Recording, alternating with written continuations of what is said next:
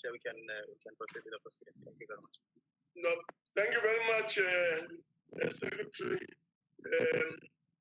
We will now, as is the tradition, proceed and about to my right and about to my left.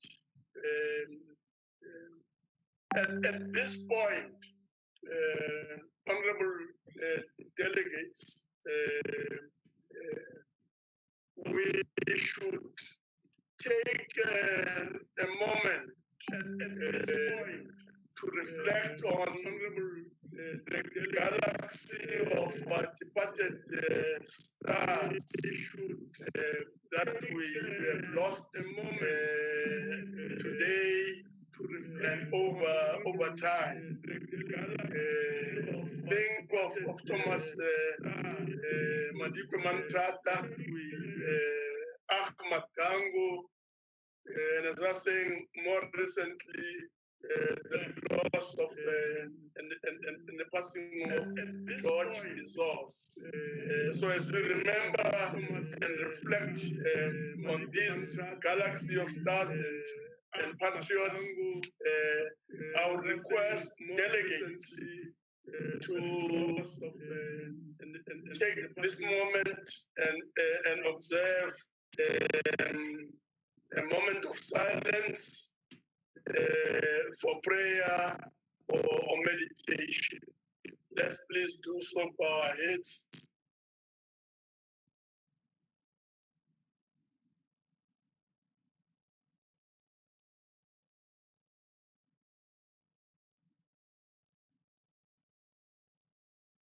Thank you very much. Honorable delegates, just to remind all of us that rules apply. Before we proceed, I'd like to remind you that the virtual sitting constitutes a sitting of the National Council of Provinces, and that the place of the sitting is deemed to be Cape Town, where the seat of the National Council of Provinces is. In addition to the rules of virtual sittings, the rules of the National Council of Provinces, including the rules of debate, apply. Delegates should note that anything sent to everyone via the chat screen is deemed to have been said to the House and may be ruled upon.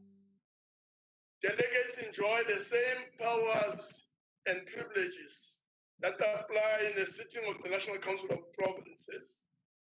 And for the purpose of the quorum, all delegates who logged in shall be considered to be present at this sitting. For the duration of the sitting, delegates must mute their microphones unless if they wish to speak. Any delegate who wishes to speak should use the raise your hand function. We assume at this point that members and delegates are familiar with the raise your hand function. Honorable delegates, please note that the interpretation facility is active and delegates are reminded to please keep their videos on for the duration of the sitting. I will then move on and state that, honorable delegates, that I have been informed that there will be no notice of motion or motions without notice. Proceed to the subject on the order paper, and that is the debate on local government weak, incapable, and financially sound municipalities. So without any waste of time, I will now call upon Honorable Pakstau, the Deputy Minister of Cooperative Governance and Traditional Affairs, to open the debate. Honorable Tau. Thank you very much, Chairperson of the National Council of Provinces, President of SALGA, and members of the SALGA delegation. ministers and deputy ministers, MECs and chairperson of the select committee and portfolio committees of cooperative governance and traditional affairs, municipal managers, honorable members, and representatives, allow me to observe protocol. During this local government week, we committed to frank and just dialogue, not only getting to grips with the immense financial and management challenges facing local government, but committing to resolve these issues. The primary objective of this National Council of Provinces Local Government Week was that we find durable resolutions, ensuring that our municipalities, with the assistance from national and provincial government, implement the municipal audit results. It was further resolved that municipalities respond by developing the necessary plans to address these results. In turn, national and provincial departments must demonstrate how they will assist municipalities in doing so. But indeed, Chairperson, we need to note the statements made by the Chairperson of the NCOP, the Honorable Masondo, who brought us back this week to a higher order ambition that the aim of the local government week, and I quote, is to find ways to improve the lives of all South Africans, close quote. On the 1st of July 2020, the Auditor General released the municipal audit results for the 18-19 financial year under the theme, not much to go around, yet not the right hands at the till. The findings revealed that funds in local government are managed in ways that are contrary to the prescripts and recognized accounting principles and disciplines. Local government week notes from the AG report that failure to manage funds properly make for very weak accountability and the consequent exposure to abuse of the public funds. According to the Auditor General, the course of action should be how firm steps are going to be taken to restore the integrity of these institutions and place them in a position to manage their finances towards the achievement of citizens' needs. The audit findings also identified that municipalities are crippled by debt and being unable to pay for water and electricity, inaccurate and lackluster revenue collection, expenditure that is unauthorized, irregular, fruitless and wasteful, and high dependence on grants and assistance from national government. We have heard deliberations across all spheres of government, from premiers, mayors, and ministers alike. Delegates took the time and effort to prepare detailed submissions, painting a canvas with both challenges and potential solutions to crises of local government. I would like to thank every delegate for their dedicated commitment and passion during this past week. The breadth of deliberations, engagements, and discussions has been stimulating, sobering, and inspiring, leaving me with a renewed sense of hope and faith in our collective ability and urgency to resolve these matters. Over the past week, there have been recurrent themes. These include poor financial management, lack of governance, and inadequate oversight, failed leadership, and dismal financial performance in some of our municipalities. We were pains to acknowledge the less than adequate financial planning, with a large number of municipal budgets, although approved, not credible and certainly not based on viable revenue and expenditure calculation. The lack of statistical rigor that underpins financial planning in municipalities was highlighted on numerous occasions. We uncovered the difficult reality of organizational failure. Overbloated municipal organizational structures, inflated salaries, a lack of skilled personnel, low levels of capacity and capability, over-reliance on consultants to perform basic functions, resulting in the ultimate draining of the municipal fiscus and a rapid slowdown in service delivery in some of our municipalities. The cumulative impact of poor financial planning on infrastructure assets and the rapid deterioration of critical infrastructure assets such as water, sanitation, electricity, roads, and stormwater are evident.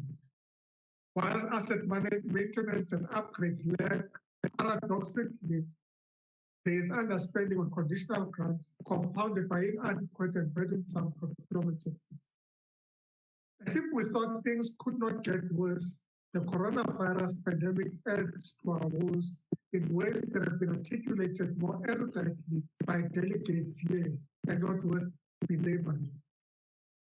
However, Sir Winston Churchill is credited first saying, "Never let a good crisis to wait."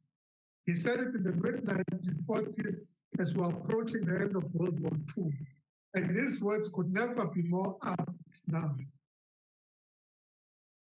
How do we recover from this crisis and rebound in a manner that is both surprising to us and to the world? If anything, this week has revealed not just our challenges, but in turn the vast range of interventions and tools that are currently being implemented. To say that the government is sitting back and doing nothing is never further from the truth. It would be important, therefore, to dwell on the most important insights from this, which demonstrate not only that work is being done, but also elucidate the most critical areas that deserve our attention. It is hoped that when we convene next year this time, that we are instead reporting on tangible results and witnessing the fruits of our efforts. Honorable members, the past week has revealed valuable insights, of which I would like to mention but a few.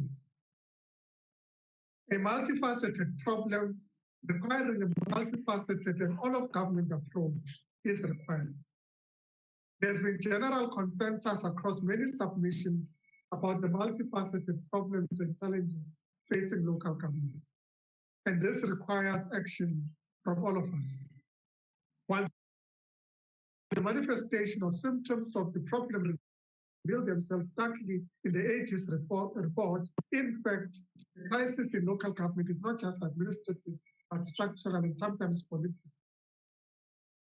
The Finance Ministry and many other ministers drew attention, or ministries rather, drew attention to these important root causes, but also brought our attention to the endorsement of their strategy by the Budget Council that consists of the national and provincial treasuries to address municipal performance failures. The strategy has been reaffirmed at a recent budget forum, and execution of the strategy will begin in earnest in the next financial year, or rather in the current financial year, I'm sorry. The strategy is clarification of institutional arrangements and the identification of strategic focus areas in the form of 6 game changers that will inevitably lead to a capable and financially stable local government system. And these 6 game changers are that we should achieve funded budgets, focus on revenue management, implementation of the municipal standard chart of accounts, asset management, focus on audit outcomes, and addressing the supply chain management challenges in local government. Honorable Chairperson, Salga highlighted the range of interventions that have taken place over the last 10 years to stabilize local government. This was demonstrated through a renewed emphasis on leadership and oversight for the various programs that have been implemented. Definitely, this would also take the form of an accelerated capacity building program for municipal public accounts committees. It would also include consequence and accountability framework to further strengthen accountability. The Auditor General highlighted the important role of enhancing discipline in project planning as a preventative measure, showing that the district hubs could support accounting officers in municipalities through effective oversight. Project funds would only be released based on credible implementation of business plans and business cases. The AG further highlighted that the ultimate measure for prevention is ensuring that controls are in place, and further announced this year's launch of the preventative control measures guide for municipalities. Honorable members, there is great energy and renewed commitment from provinces in assisting municipalities with developing credible asset management plans, ensuring that asset registers are compliant with the required RAP standards. This is an essential aspect of protecting our assets for future generations. Also, we've heard about the new commitment from provinces to institutionalize performance management systems and cascading the system to levels below senior management. Honorable members, at COPTA, we have revealed important insights about our current interventions, focusing in the first instance on the district development model, but also then ensuring that we are able to intervene where such intervention is required.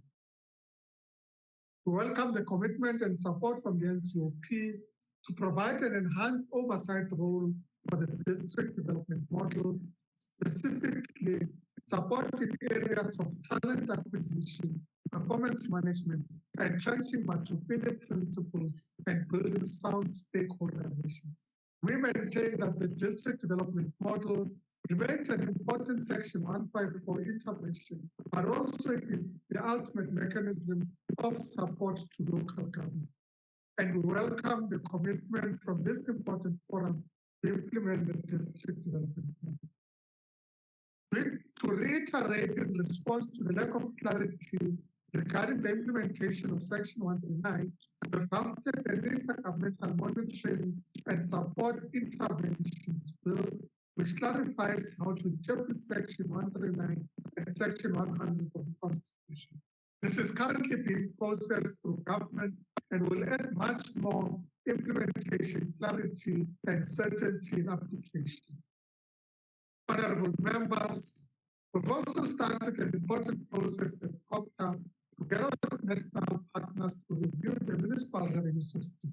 We've begun to develop programs that diversify revenue sources in municipalities. These include our flagship private sector participation model and a redesign of our community work program, moving from safety net to an engine for local economic growth and entrepreneurship.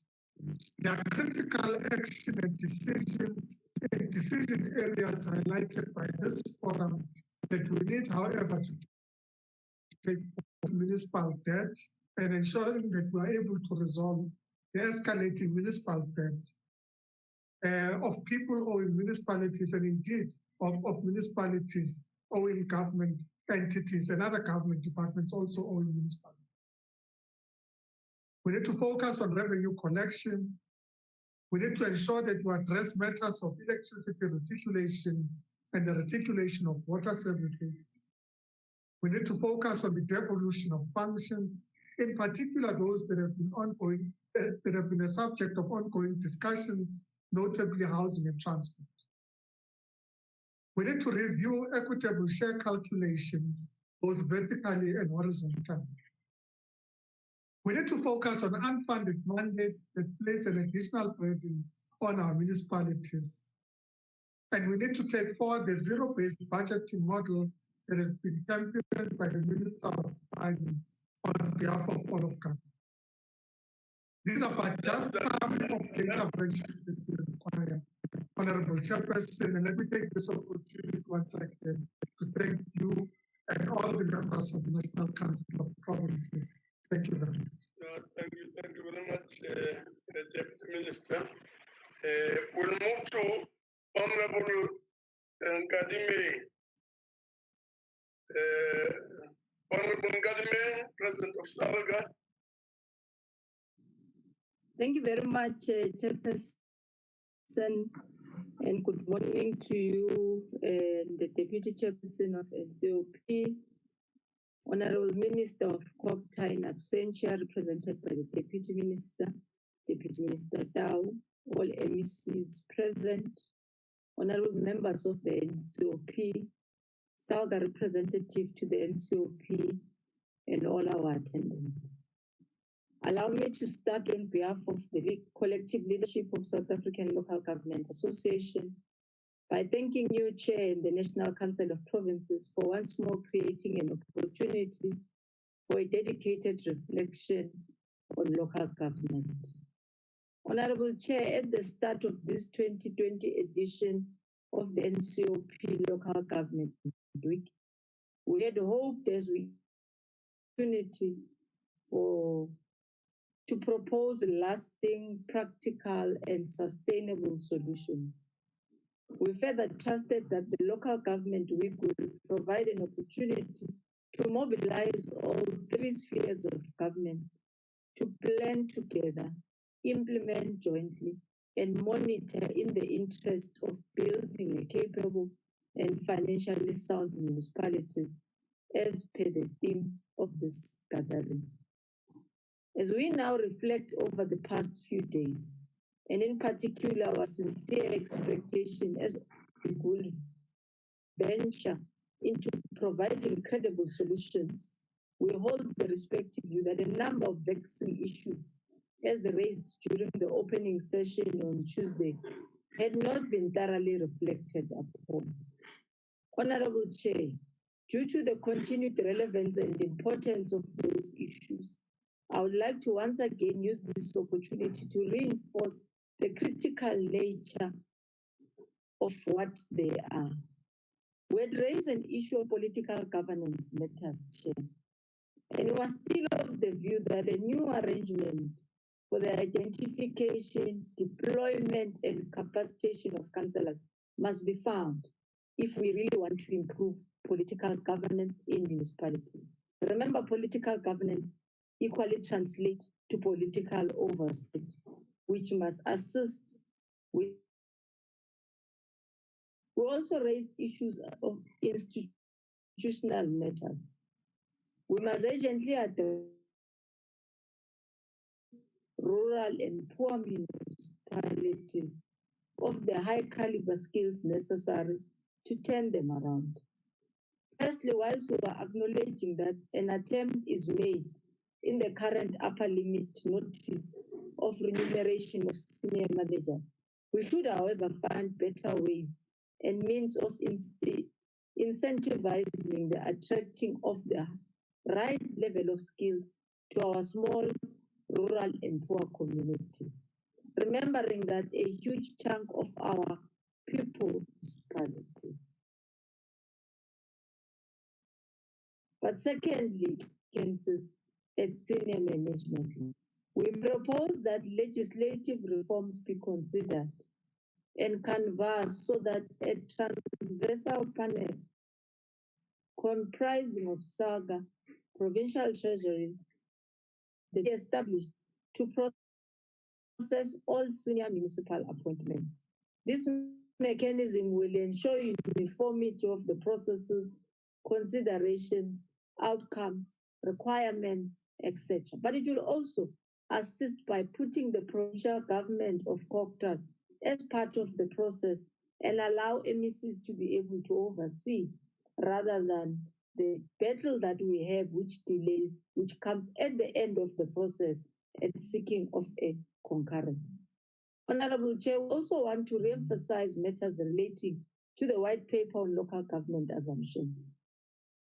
Because in the absence thereof, our discussions will not be grounded on the intended developmental role of local government. Chief amongst these include the revenue raising assumption that local government will generate of recurrent expenditure.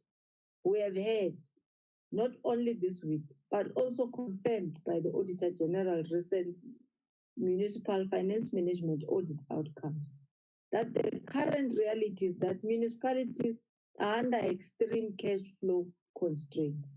Municipalities are faced with the stark reality that electricity is negatively affected by the low demand due to drought and water scarcity. Rates revenue are under pressure due to struggling economy and the increasing number of indigents which are asking for free basic services becomes unsustainable due to the high levels of poverty and unemployment.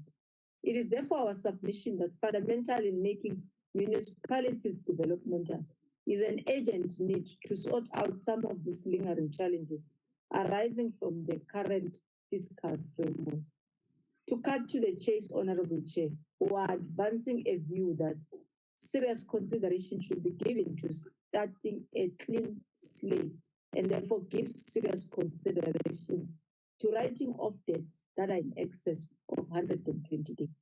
On the application of support by provincial and national governments, as well as confirmed by the discussions this week, the white paper obligates the national and provincial sphere of government to provide support and capacitate the local sphere to perform their functions and discharge their obligations.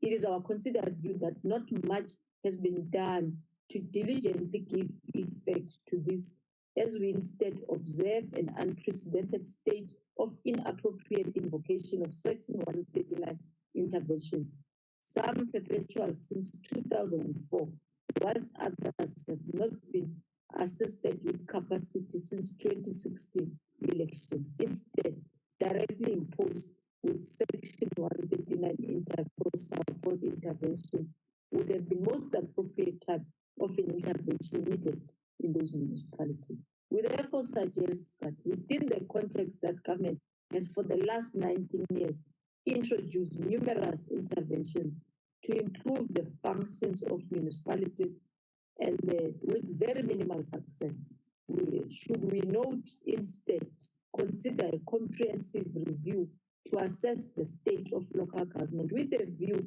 of ensuring that we re-examine the fiscal architecture, the powers and functions, accountability, and that service ethos underpin the ruling of local government system.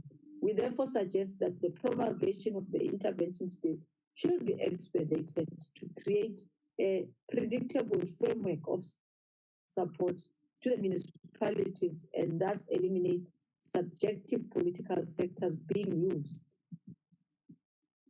to justify Section 139. As I conclude, Honorable Chair, we welcome your concluding remarks yesterday that a team must be established to take forward the drive and the initiatives and recommendations proposed during this local government week. I thank you. Thank you very much, President of Salga. We'll now move over to Honorable Dodovo. Honorable Dodovo. Honorable Chairperson of the NCOP, Honorable Minister of COPTA, Dr. Nkosazana Dlamini Zuma, and your deputies, Honorable Chief Whip of the NCOP, permanent and special delegates, representatives of SALGA, led by its president, Your Worship Tembi Nkadimeng, ladies and gentlemen. Allow me firstly to express the words of elation on this momentous occasion and express my fervent appreciation to the esteemed participants to our annual local government week, which became a real festival of ideas to chart a clear way forward on the future trajectory of local government in our country. As representatives from all three spheres of government, we assembled as equal partners under the inconveniences of the lockdown regulations occasioned by COVID-19 pandemic, which continue to ravage our country and the entire global village, taking the lives of people, disrupting our daily activities, creating chaos in the financial markets, and wreaking havoc to the world economies. As we assemble from our homes, from our offices, and from all corners of our land on this virtual platform, we were throughout propelled by a burning desire to make an invaluable contribution to the important task of creating a humane society where we work tirelessly and selflessly for the betterment of our local communities. As we shared ideas on how to make local government work better, we fully understood that our responsibilities are to the people, and we must be in every step of the way, be accountable and responsive to their needs. Honorable Chairperson, the real measure of success of this event is underscored by how contributors seriously prepared and structured their inputs, and how participants shared their perspectives, and they became the fountains of knowledge and wisdom. As a result, we have truly benefited and have emerged motivated and stronger than before, because we know that the decisions we have taken, if implemented, will bring practical relief to the millions whose eyes are trained at this event and their ears trained to hear our resolve to provide them with basic services and to ensure capable and financially sustainable municipalities. They are waiting expectant that we shall bring new hope and justify their trust on us as their elected public representatives. Honorable Chairperson, it will be a travesty of justice and a remiss of massive proportions if we are to forget that today is the 11th of September, a day that has shaped the course of history. It was on this day, 19 years ago, that the entire global village witnessed a series of 4 coordinated deadly attacks against the United States of America. The attacks of America's historical monuments, the Pentagon, the Twin Towers of the World Trade Center, and the US Capitol resulted in about 3,000 fatalities, over 25,000 injuries, and the massive destruction of infrastructure with substantial long-term health consequences. These attacks on the most powerful nation in the world was a stark reminder that we live in a world of new and evolving threats, and that in order to create a peaceful and humane world order, all countries of the world, irrespective of their power and standing, must strive to entrench a culture of multilateralism. They must reshape the international trade and the financial regimes to support development, and they must advocate for global peace and security. Honorable Chairperson, there are many lessons we have learned from the Local Government Week. We have learned that local government is one of the most complex projects of state transformation since 1994, and that the task of its transformation have proven to be more complex and protracted than it was initially anticipated. Through the interventions of programs that have been developed over 25 years, like Project Viability, Project Consolidate, the Turnaround Strategy, the Strategic Agenda, Operation Clean Audit 2014, and Back to Basic program, our knowledge and understanding of the problems and challenges in the sphere of local government has been sharpened. As a result, we can confidently conclude that this moment, our country needs the district development model to navigate local governments through its invigorating journey to an accelerated service delivery, integrated planning, and cooperative governance. We have also learned, Honorable Chairperson, that never to seek easy solutions to the complex governance, financial, service delivery, and infrastructure problems facing our municipalities. We learned that the touchstone of patriotism is a total devotion to the resolution of our problems until victory is certain.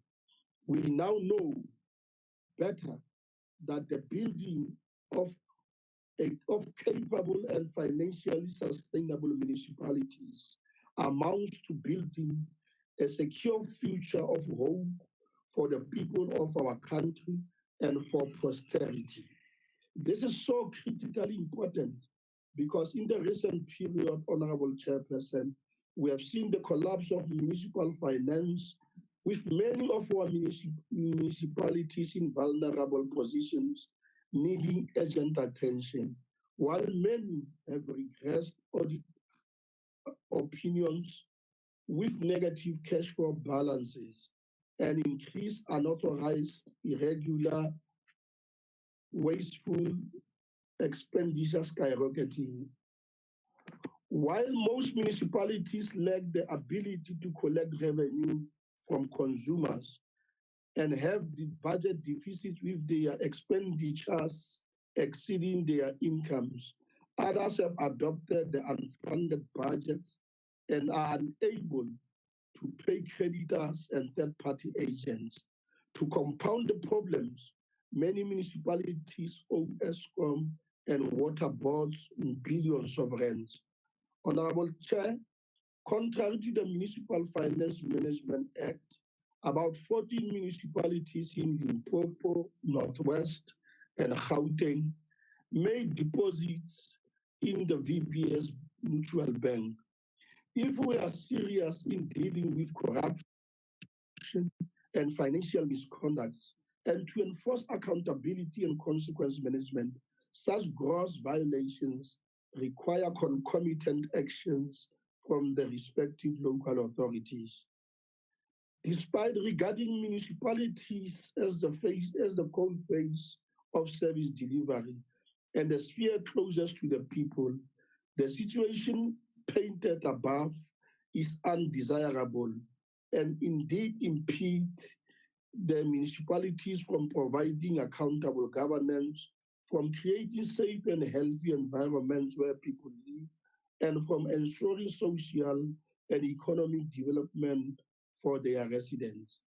Additionally, some municipalities have failed to develop or maintain the necessary infrastructure that they have, and as a result, the abuse of their conditional grants, while they abuse their conditional grants, while others, because of capacity constraints, cannot spend their monies or they delay in completing the projects, leading to infrastructure neglect, rundown, potholes, as well as water and electricity losses.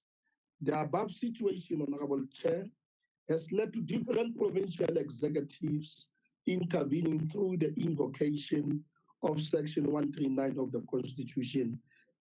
And as the NCOP, we have identified some weaknesses in the implementation of these measures by provinces, and these include, among others, provinces have inadequate or weak monitoring of performance to municipalities. Little evidence is shown that provinces are supporting and strengthening the capacity of municipalities in terms of Section 154 of the Constitution, that there are no effective provincial early warning systems prior intervention, and that there are no adequate resource allocation for implementation of intervention, and that provinces, in some other cases, deploy failures. And that lastly, interventions are used for political reasons.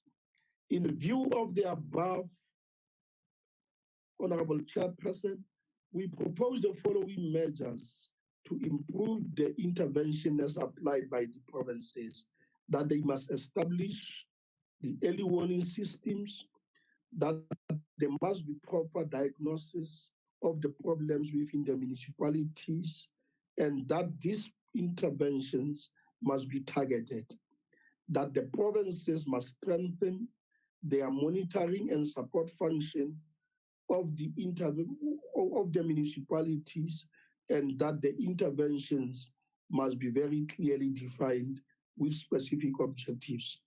That there must be an intergovernmental way of intervention where all the departments are involved in assisting municipalities. That provinces must establish the forensic units to deal with the financial misconducts in the municipalities.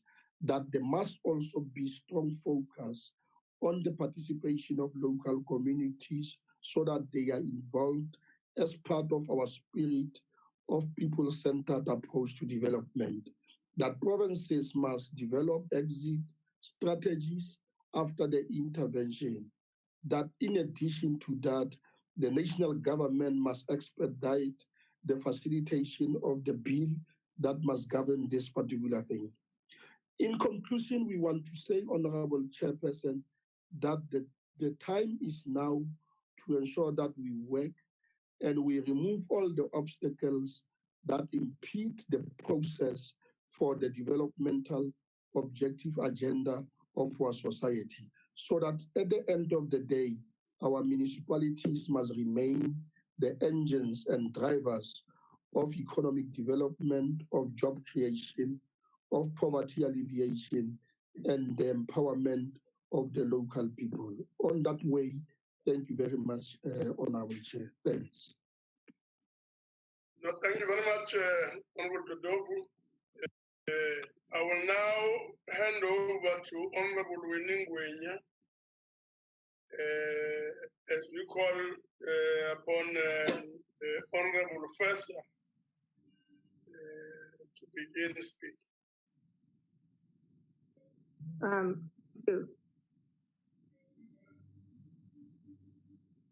Thank you, Honorable Chairperson. Honorable Chair, Honorable Ministers, Deputy Ministers, MECs, and all protocols observed. In only 26 years, the ANC have succeeded in killing municipalities, depriving citizens from services as prescribed by the Constitution, and destroying opportunities of a developmental state. The criminals affected corruption and fraud by circumventing procedure, regulations, and legislation, looting municipalities to dysfunctional collapse. The lack of political will, factionalism, and ill discipline reduced the system of local government into deserted council chambers, empty offices, and disgruntled citizens. 20 years ago, policymakers concluded that local government is central to achieving the goals of the developing state, and its failure, therefore, implausible. Clearly, a financial and operational collapse causing destruction of infrastructure, failure to deliver basic services, and governance with non-compliance to the said legislation was never anticipated. Section 139 of the Constitution was developed as a proactive cooperative mechanism for provincial and national governments to prevent the collapse of local government. Instead, such interventions became a punitive tool, and the easy way out to enforce discipline. A mere glance at reports concerning local governance confirms that interventions have become the new normal. Further than that, interventions have been used as a political tool to settle nationalism within the ANC. Political infighting has reached gigantic proportions, mismanagement, incessant fraud, and corruption to the least important concern. Often, reports presented to the NCOP are sugar-coated plans, not reflecting the real disease from within. The NCOP itself has fallen easily into the trap of becoming a mere rubber-stamping institution for provinces when they issue interventions. Yesterday it was confirmed, and today also by our committee chairperson, that it was confirmed that this House has miserably failed in its Section 139 constitutional mandate to ensure that any intervention is absolutely in the best interest of the concerned residents. In a recent South African Local Government Association presentation, no proof could be provided of an intervention that improved the institutional value and governing capacity of municipalities to comply with its constitutional constitutional obligations since the year 2000. This is an indictment on the ANC in the concerned provinces and national government for failing to uphold the purpose and intent of Section 139. Section 154 of the Constitution makes provision for the support from both the provincial and national governments, but the MECs of Finance and Costa are dismally failing their mandate to identify and support incapacity of the administration and council. How is it possible reports for up to 10 years without facing any consequences? This lack of support and guidance when municipalities fail in their executive obligations begs the question as to what measuring tool the minister uses to ensure cohesion in sound and stable cooperative governance. Several presentations by the Auditor General and SALGA about declining municipalities confirmed the disease of systemic collapse, the ignorance of local government's constitutional obligations, and how to govern according to legislative regulations. The triggers and early warning signs for interventions relating to governance, financial or systemic issues are annually published in presentations without any action from the provincial or national COGTA departments. COGTA, 20 years of perfectly planned strategies, became plans driven by paper soldiers, desk pilots, driving expensive cars, and refusing to undergo lifestyle audits became the priority. Serving communities, ensuring opportunities are the themes of the initiators of these paper plans. Sadly, the word implementation is never applied. Local government collapse. Evoking Section 139 interventions alone are not going to reverse the years of structural damage and systemic rot nurtured in governance structures. It remains one of South Africa's most pressing challenges that it is negatively impacting on lives and livelihoods in cities, towns, townships, and villages. People are affected. People suffer. However, there is hope. There are successful municipalities. In the Western Cape, triggers and early warning signs are recognized and acted upon. Sincere cooperative governance and collaboration between the two spheres of government are pursued. This does not simply mean an immediate Section 139 intervention.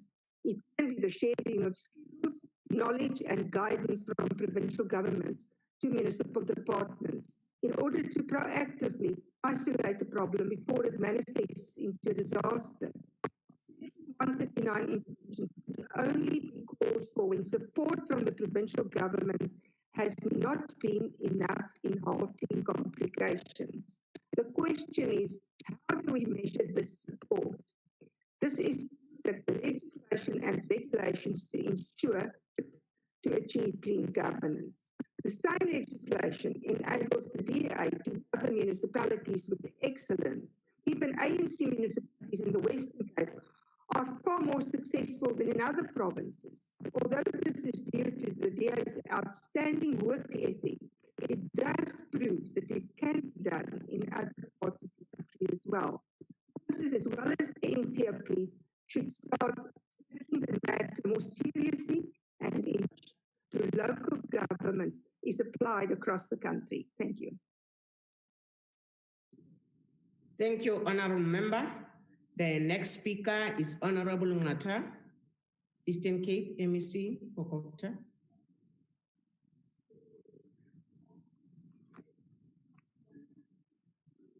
Thank you, Honourable House Chair, Chairperson of the NCOP, Honourable Minister, and the Deputy Minister, Tau, and other Deputy Ministers who are here today, Honourable Members of the NCOP, Honourable MECs, the Chairperson of both the Select Committee and the Portfolio Committee on Cooperative Governance, the Honourable Delegates and President of SALGA, Honourable Councillors, Government officials present here today.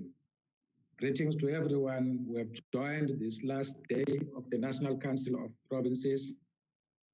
Local Government Week through various virtual platforms and the Parliamentary TV channel. It has been indeed a great week, Honourable Chair, with encouraging shared perspective on the challenges local government is facing.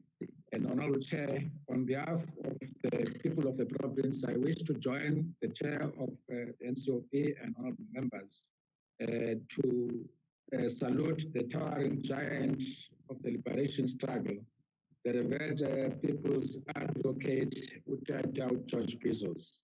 We wish to convey our heartfelt condolences to his family and the liberation forces and the people as a whole who he has served with love and dedication. We shall always remember him as a committed human rights lawyer who, despite his privileges as a white person in an apartheid South Africa, chose the side of the people, regardless of their skin. He stood side by side with the oppressed African majority. For that, we shall all be grateful to him and many like him of his generation.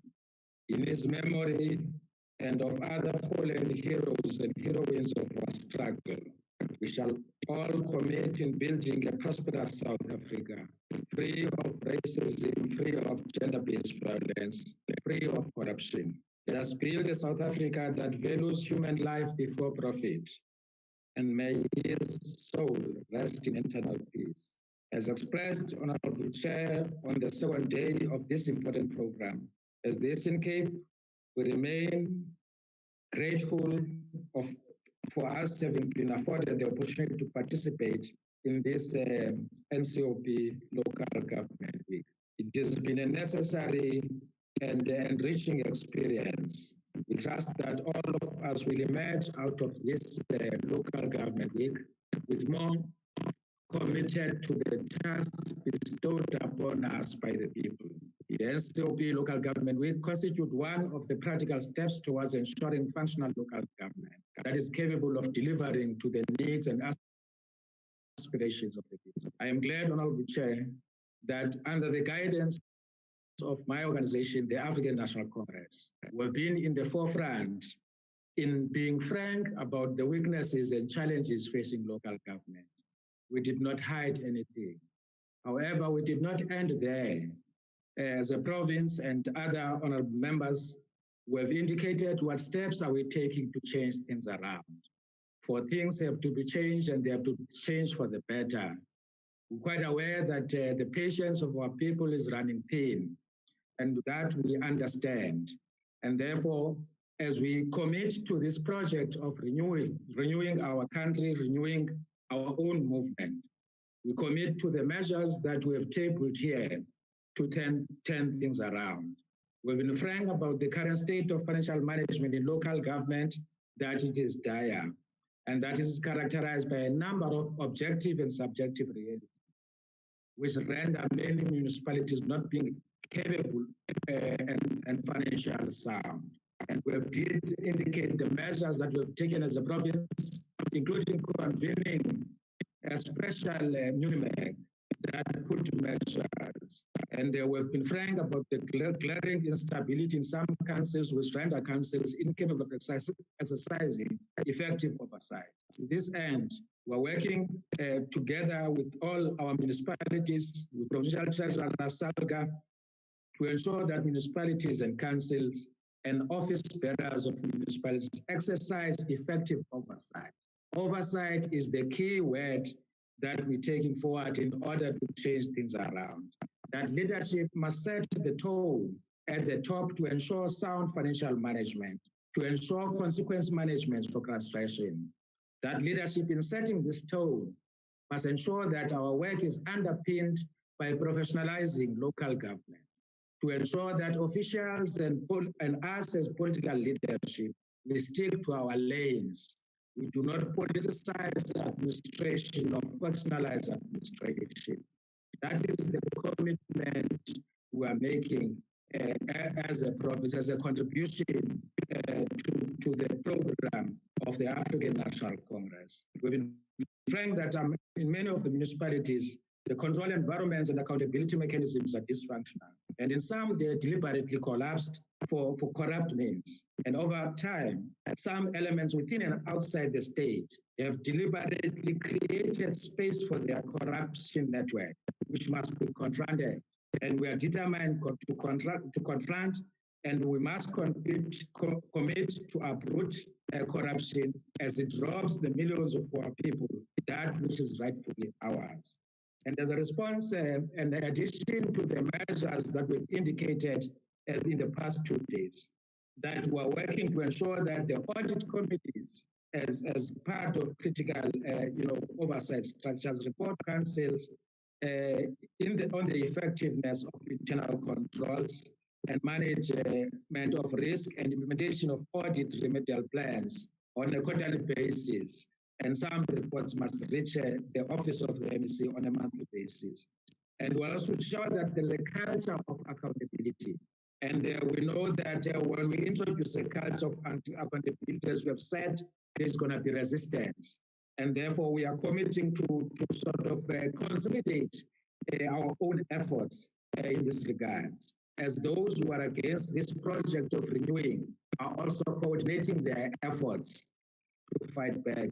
And we are determined to meet them on a pound by pound and to ensure that we turn things around. And part of the programs that we are undertaking is incapacitating MPEG. As I've indicated in the last 2 days, we've partnered with Rhodes University to train chairpersons of MPEG to ensure this effective oversight. And there is a need for responsible and diligent financial management of our limited resources. Given the challenges of our economy, it becomes more an urgent task to ensure that the available resources they are used effectively with maximum impact. We have therefore to ensure that they therefore respond to the existing challenges of extensive disorder to ensure that we correct how resources are managed. Honorable Chair, we want to ensure that there is an emerging now culture. We consolidate this culture and defeat the culture of prolonged vacancies in municipalities to ensure that critical vacancies are filled and are filled with competent people who are fit for purpose. That the municipalities comply with the regulations. That is the commitment that we are making, Honorable Chair. Honorable Chairperson, we quite encourage with an emerging, shared view during this week about the importance of coordinating our efforts in supporting local government and to ensure that support to municipalities is not only a task of provincial or national sector, but it must be from the entire provincial government and the entire national government to ensure that we provide this capacity to support local government, and it becomes our task, all of us. We must combine our efforts in building capable and ethical local government. In the light of all these efforts, through our provincial development plan as a province, we are deliberately taking steps to change the political economy of the province, which is characterized by underdevelopment. Because we're quite aware that the challenges of development, the underdevelopment, they put more pressure for job opportunities. People rely on municipalities, rely on provincial departments. And therefore, there's a need to deliberately drive development in the province. As a result, we've identified key catalytic projects, both for infrastructure and the economy of the province, to ensure that there are more opportunities, so that there is not this mass pressure that is put. Emphasis, I wish to underline that these efforts or any other wrongdoing that is happening in the local state or in any department for that matter, it cannot be justified because there is underdevelopment. We're determined to do the two things: work and act against corruption and defeat it. At the same time, we're equally committed to ensure that we drive development in the province, given its rarity that by and large the rural province, we must ensure that we drive development in the rural areas so that the people that are now coming in numbers in the urban space, we're committed to give them a reason to want to go back to their own villages. Conclude, Honourable Member. As a result of development. With those words, Honourable Chair, we are grateful to having participated in this, and we're saying that the tests which we are committed to do is to ensure that when we meet next year, we must report the progress that we must have made from the commitment we have made to the NCOP. Thanks, Honourable Chair. Thanks, Honourable Member. The next member is Honourable Mokause. Honourable Mokause. Thank you, House Chairperson. To say that the state of local government in South Africa is an utter disarray would be a complete misrepresentation. House Chairperson, the reality is that we do not have local government. That sphere of government has completely collapsed. And it is one sphere of government that was supposed to work, because when our people talk about government, they are talking about local government. When our people want water, they want water from municipalities. When our people want electricity, they want electricity from the municipality. When our people want sanitation infrastructure, they expect municipalities to deliver.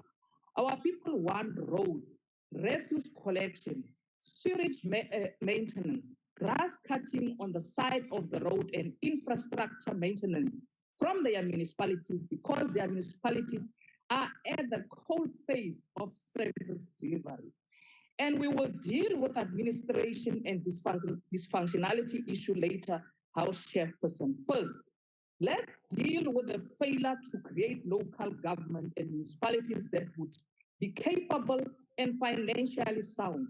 And the EFF have raised this issue a lot of time. At the center of South Africa's local government, House Chair, as it is envisaged in the Constitution, it assumes that there are jobs, people work, and all parts of this country have economic activities. In this way, people will be able to pay for municipal services, property rates, water, and electricity. But the reality is that, Chair, more than 10, and those who are employed, majority earn below a living wage. As a result, municipalities cannot raise their own revenue. House Chair, in this current design, the Division of Revenue Act that is used to allocate money between spheres of government and between municipalities is based on these false assumptions. It means that the equitable share and conditional grants that municipalities receive through the Division of Revenue is the main source of economic activities in the area. Hence, we see infightings amongst councillors and senior municipal officials over tenders and senior positions within municipalities.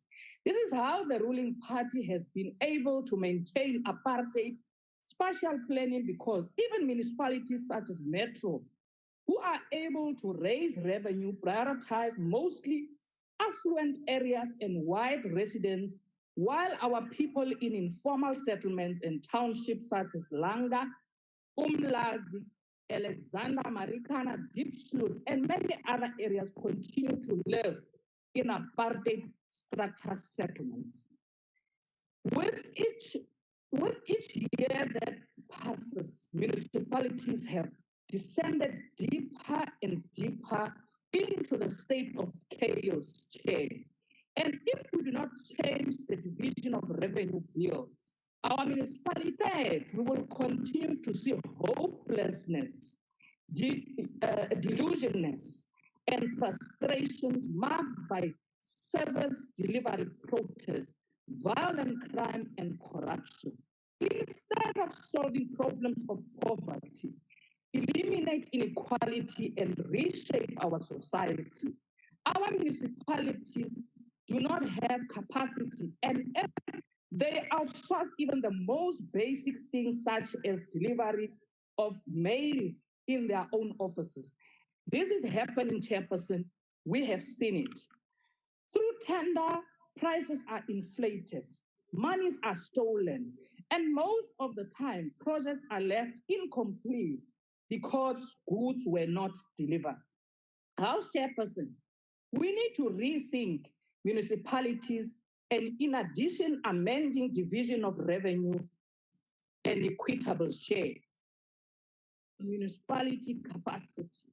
Municipalities must employ qualified artisans, qualified engineers, planners, qualified and competent administrators. What we see now in municipalities, changing the law and building capacity may not be equal because the ruling party is finished. It has gone to the dogs. They don't know what they are doing in these municipalities.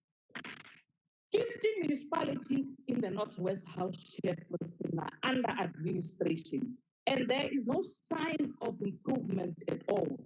Administrators has also started looting. Municipalities are awarding tenders to state officials and family members related to councillors.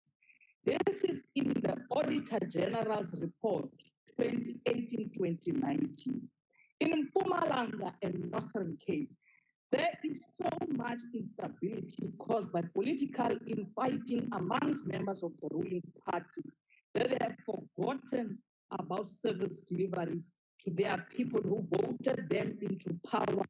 The only areas that municipalities deliver services to is predominantly white areas because the Democratic Alliance is a racist party that wants to protect the privilege of few whites and continue the privileges of apartheid. House Chairperson in the Free State since 2016, people of Metsimaholo, the municipality was under administration. If not under administration, Chairperson, there were elections or some other challenges. People of Metsimaholo have suffered, and it is enough, Chairperson. It must be understood from the level of the EFF that when we say it is enough, we mean it is enough. Provide services to the people of Metsimaholo. It is enough, House Chair, we will. And there is generally no imagination in the ruling party. Even the proposed model, the district development model, is misguided. It lacks political imagination and will just benefit consultants who are being hired by COPTA while our people are not getting services from these municipalities. We must do away, House Chairperson, with consultants because that is where the looting happens. We must abolish tender system and in-source cleaners, security guards, gardeners, and all other workers who are currently outsourced in these municipalities.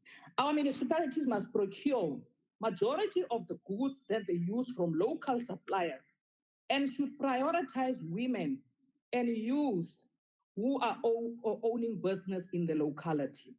Our municipalities must do away with giving land to people to build malls.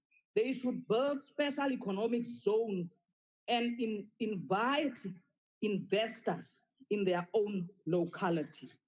House Chairperson, but also our municipalities must be drivers of job creation as the only dependable sphere of government that can change the lives of the people. Lastly, Chairperson, we want to put it on record that in our campaign to build capable municipalities, we don't want to deal with racists. Those municipalities that still treat our people like they are second-class citizens. You must know the EFF is here. The EFF will come and change those municipalities for the better.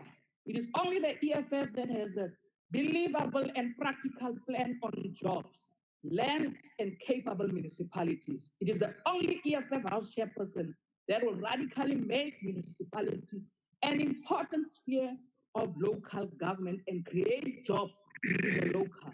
It is the only EFF that understands what is it to be done to build capable, financially sound municipalities to create jobs, eradicate poverty, and reduce inequality. Thank you, Chairperson. Thank you, Honorable Mrs. Member. Going to like. Order, member. The next speaker is Honorable S.T. Mangisa from Free State, MEC Pokota. Thank you. Yes, hoi, MEC. And good morning to all honorable members, Chief Whip, President of SALGA, Deputy Minister Darwin, other Deputy Ministers, honorable members, MECs, Honorable China Dodovu and Honorable Faith Mtambi. It is indeed a great honor and opportunity to participate in this important session of the NCOP. Throughout the week, it was informative and highly educative. Honorable House Chair, it would be a defeating illusion not to acknowledge that South Africa today comes from an abhorrent system of apartheid, wherein separate development was legislated under the stewardship of Hendrik Verwoerd in 1959, which in itself saw the creation of homelands, which were meant to be reserves for white people, businesses, just that they must provide and give out their labor for them to succeed and ascend to economic heights in the country of South Africa. It saw the development of various townships which were underdeveloped and neglected vis-a-vis the highly developed towns and suburbs. As you see the legacy today through Alex and Santon in Bloemfontein, Batulication and Langoven Park and Pelesir, and in many other parts of the country where you see townships are underdeveloped and neglected, and the towns are highly developed, or suburbs are highly developed. So we are addressing and redressing that past. But we are committed, Chair, we shall pursue the struggle with vigor and passion to change the lives of the people of South Africa for the better. Honorable House Chair, one of the key themes espoused in the Freedom Charter, which is a document that is sacrosanct, is that the people shall govern. Our department is at the epicenter of this theme of the Freedom Charter because it facilitates cooperative governance as envisaged in Chapter 3 of the Constitution of the country, whilst providing support to local government in the entirety of the municipalities in the Free State. We have identified three main priorities that defines our work and amplifies our mandate in this financial year. Building an efficient and effective department. 2, building responsive, accountable local government. And thirdly, working with the traditional leaders to enhance cooperative governance. Honorable House Chair, within our architect of governments, local government was established in order to bring governance closer to the people and to serve as a conduit pipe for national and provincial developments, as well as avenue for nation building. This is amplified in Chapter 7 of the Constitution, which amongst others compels municipalities to strive within their financial and administrative capacity to achieve the following: to provide democratic and accountable local government in our communities, to ensure provision of services to communities in a sustainable manner, to promote social and economic development in our municipalities, encourage the involvement of communities and community organization in matters of local government, to promote safe and healthy environment in our various communities, We wish to acknowledge, Honorable House Chair, that the forthcoming year 2021 is an important year for local government in the year of local government election.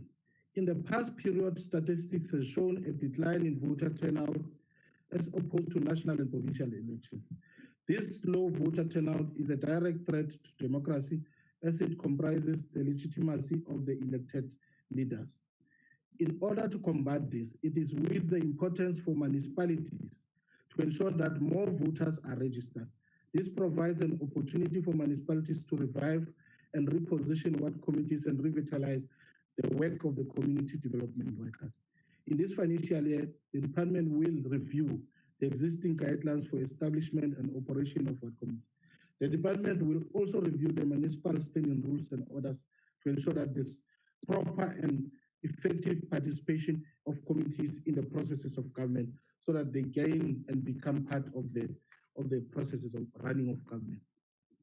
Honorable House Chair, as the Department of COPTA, we are the lead in terms of disaster management in the country. This responsibility has added more challenges and strains on our departments to lead from the front during this critical time.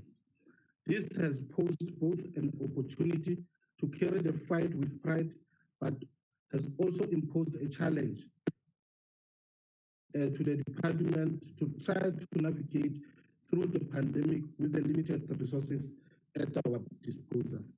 Madam Speaker, throughout the lockdown period, municipalities had to provide uninterrupted water supply and uninterrupted electricity supply, and uninterrupted or enforced process of proper sanitation to create habitable environment.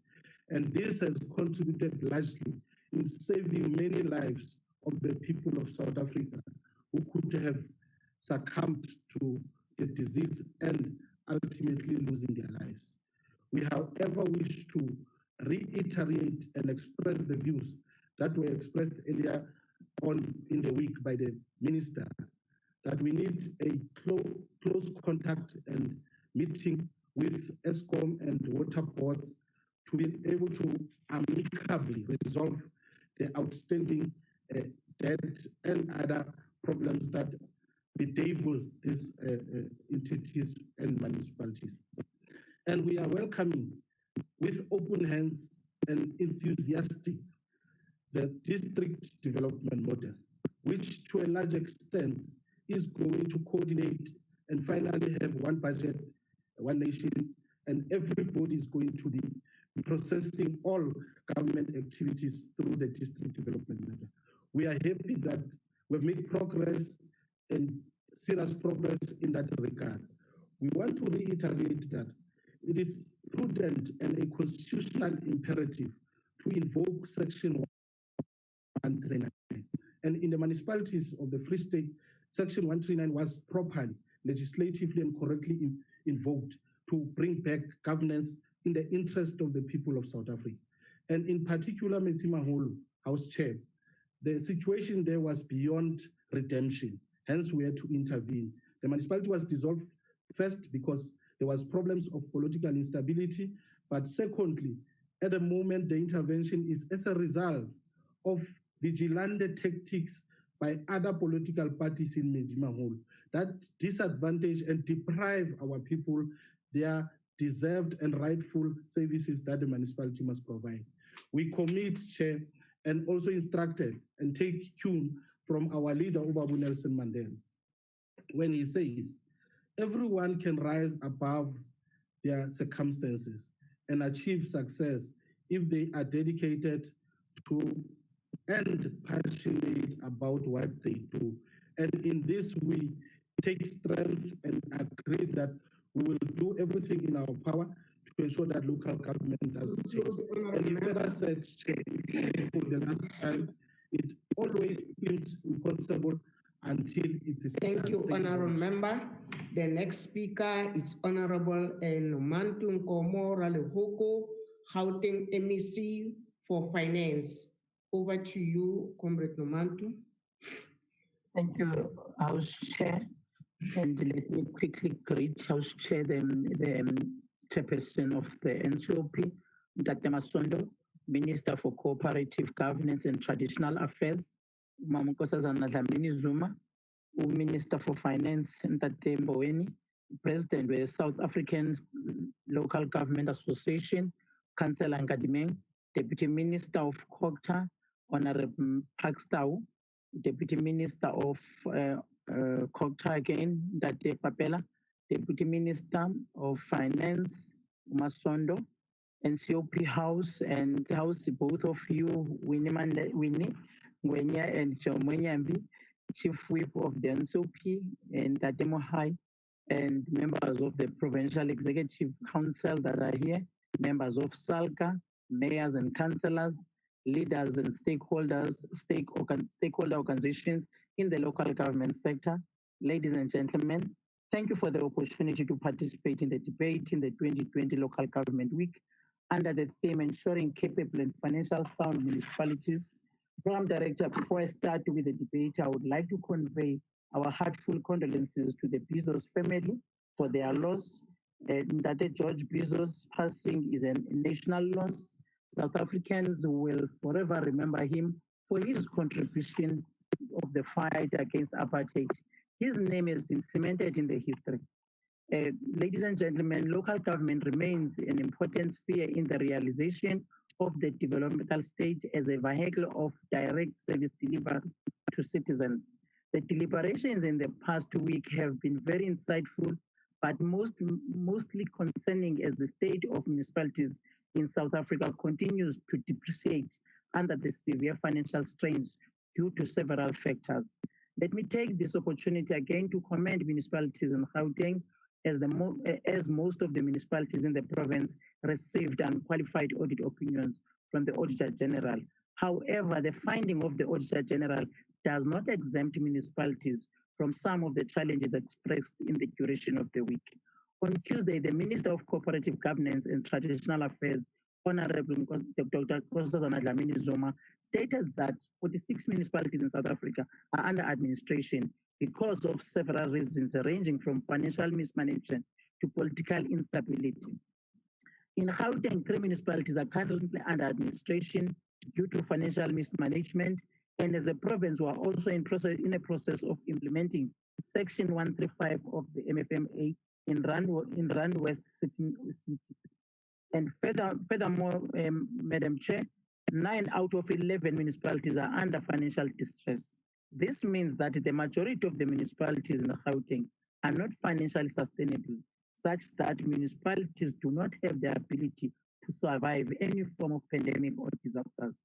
The inability for the municipalities to withstand any form of disaster was echoed by the MEC of COGTA, Lebohang Maile, on Wednesday, when he reported that municipalities have collectively lost in a revenue of about 8.9 billion over the last 4 months, which cannot be supplemented or recuperated, and which will result in the future financial devastation.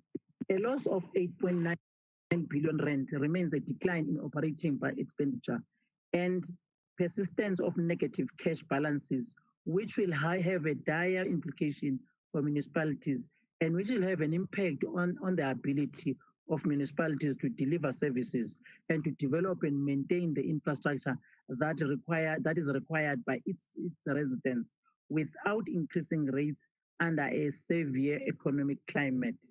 The implication of the financial deficiency due to the financial loss is that most municipalities are most likely to experience application of either Section 139 of the Constitution or on the Section 135 of the FMMA. However, I would like to propose that much emphasis we should place on Section 135 as to avoid the implementation of Section 139 as a last resort. It is in this backdrop of the realization that I believe that national and provincial treasury now more than ever should strengthen the support that is rendered to municipalities to ensure sound financial management. However, Madam Chair, the problem extends far beyond COVID-19. Over the years, government has registered the credit control as one of the biggest contributors to revenue control. and thus creating a budget deficit, resulting in the adoption of unfunded budgets by municipalities. Furthermore, many municipalities have a poor human resource development and lack that required skills to address the problems in which local municipalities are facing. In this regard, Madam Chair, that I welcome the introduction of the district model, particularly in the district hubs, which will house critical and scarce skills such as engineers, planners, and ICT specialists, which link and transfer skills to districts and local municipalities. I believe that this will assist in bridging the gap between the existing skills available in municipalities and the skills required in addressing the issues facing municipalities. Furthermore, I would like to forward the following intervention for consideration by the NCOP. The first one will be government needs to focus more on the implementation of Section 135 of the MFMA. I believe that much emphasis should be focused on Section 135 as to avoid the implementation of Section 139. The second one, Madam Chair, we need to strengthen the constitutional instrument of Section 139 in that we must ensure that the legislation achieve what it intends to achieve and that the roles and responsibilities and conditions are clearly articulated. Municipalities must conduct expenditure review and eliminate unnecessary expenditure. National and province must conduct an institutional review to assess capacity requirements in municipalities. We need, Madam Chair, to ensure that the tariff proposals consider the following aspects: cost recovery, affordability, competitive pricing by comprising to peers, and which means South Africa like seized municipalities, and provision of free basic services in line with the indigent policy with emphasis on poor and pro-poor. Rates and taxes policy review that ensures that competitive pricing when one considers the rate in the rent, value exclusion and rebates offered by the city by comparison to other municipalities, while ensuring alignment to the cost drivers in the city that are funded from the rates and the rates accounts.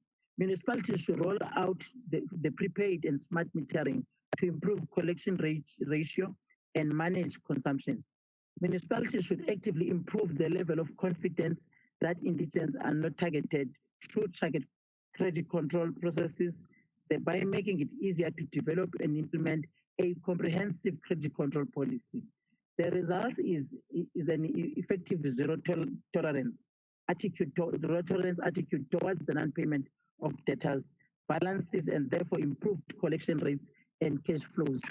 Municipal council must establish divisional boards to investigate and ensure consequence management where there has been transgression against the legislation.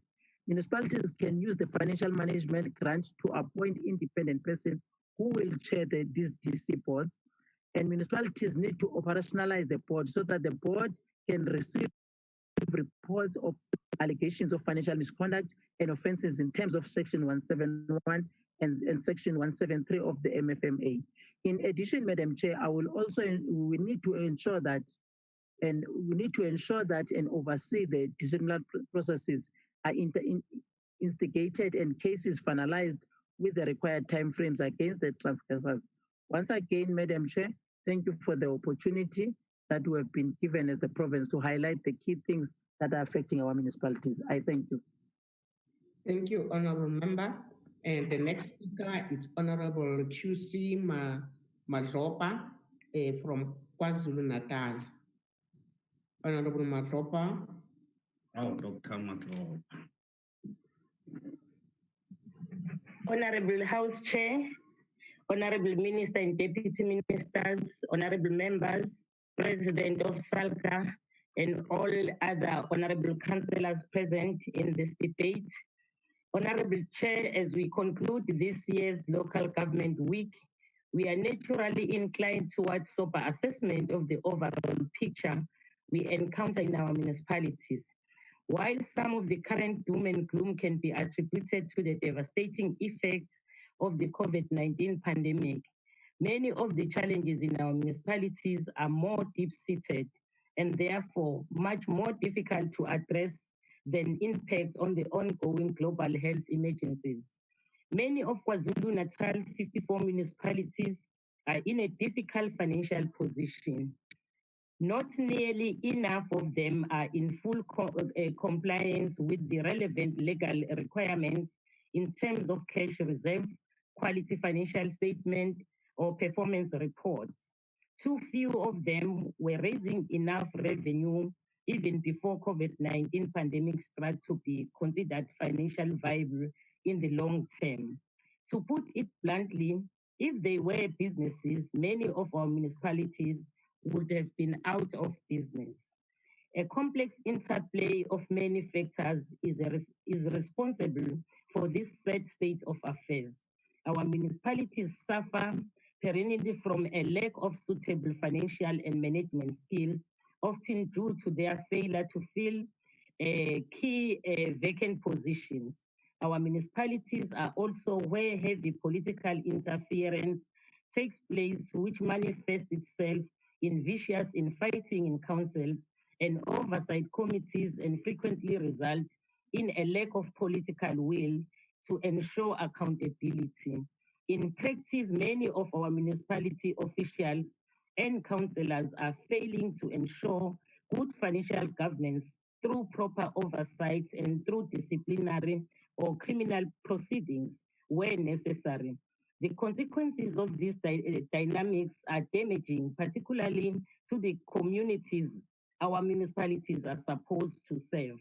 Some municipalities are unable to deliver basic services such as clean water, sanitation, electricity. In many cities and towns across KwaZulu-Natal, there is a glaring lack of maintenance of public infrastructure services, such as refuse removal, sewage removal, stormwater drainage system, municipal roads, and street lighting are also in a general decline. All of this causes widespread frustration, which is understandable and which is evident in the rise in protests by our communities. As we emerge from this year's local government week, the question on our minds is, how can this situation be turned around, and how can we enforce lasting solutions? How can we, for the benefit of our municipal residents and ratepayers, ensure capable and financial viable municipalities in our respective provinces, and also to make sure that the service delivery to our people is being fast-tracked? To me, the complexity of the challenges at hand suggests that the time for quick fixing for individual challenges is long over. What we need instead is a comprehensive approach that balances all the different elements of our systems of local government. The first realization is that our municipalities cannot solve their own challenges on their own. This is also overriding message of the NCOP's local government week, which by definition recognizes that fixing our local government challenges is a collective effort in which the other two spheres of government, provincial and national, have to play an increasing active role. Although municipalities have a specific constitutional role to play, they are not expected to do so on their own. Provincial and national governments must support municipalities to perform the functions. They can do this in various ways, such as by providing training, technical support, and capacity building. Financial governance capacity is key issues such as debt collection, risk management, internal audit, and revenue management also need to be strengthened so that our municipalities can perform and be in a position to deliver the services to our people. Much of this intergovernmental support already exists on paper, and some of this support also already exists in practice, where provincial and national government are providing training, technical support, and capacity building to municipalities. What perhaps needs to be highly strengthened is the direct involvement of the national and provincial government in municipalities' financial governance capacity in key areas such as debt collection, risk management, internal audit, and revenue management.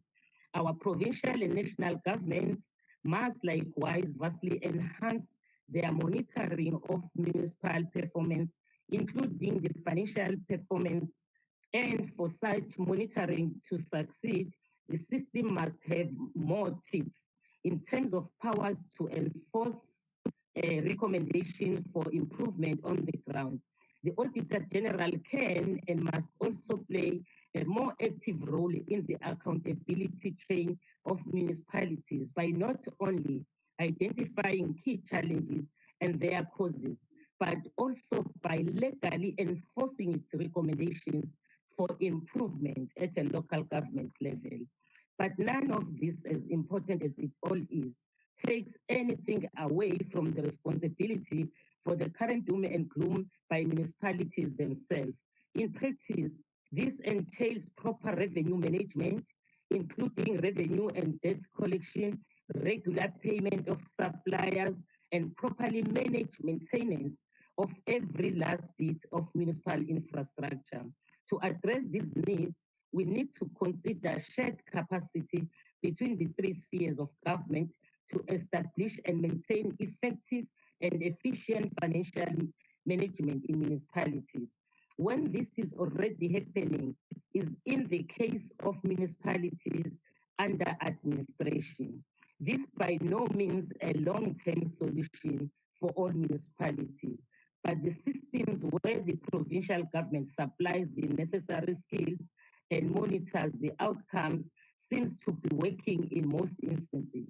What we need to do now is find a formula whereby shared capacity between the three spheres of government does not interfere, but rather enhance the constitutional mandate and independence of a directly elected municipal council.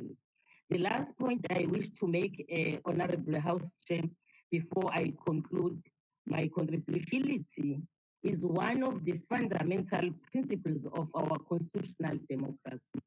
Any government institution that does not give effect to accountability, in effect, contravene our constitution.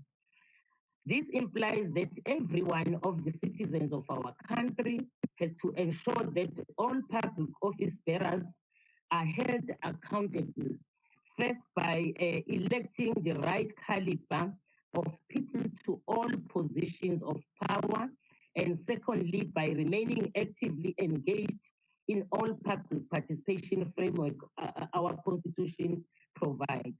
Without an active citizenry, accountability and transparency will forever remain elusive. Honorable House Chair, thank you very much for the opportunity that we have got to be part of this debate of the local government week in 2020. Thank you very much. Honorable Member. The next speaker is Honorable Mfayela. Honorable Mfayela. Honorable Chairperson, Madam Chair, our constitution insists that need for local government to be different, not only in terms of elections, but also governance. It is to bring government closer to the people of South Africa. The presentation before us this week is likely in promoting confidence in securing local government is a true reflection of our communities. The IFP has always maintained that progress can only be made in building our envisioned state when local government is able to act autonomously and for the best interest of people they are meant to be working for. Unfortunately, Madam Chair, local government has moved away from being a service that all South African either individuals or collectively can engage in be part of, but rather it has become a toxic and hostile environment where people do not even know the name of, nor the face of their ward council. The NCOP needs to stand united in actively fighting nepotism within local government and conduct more oversight. The end to nepotism, especially in local government, needs to be our primary target.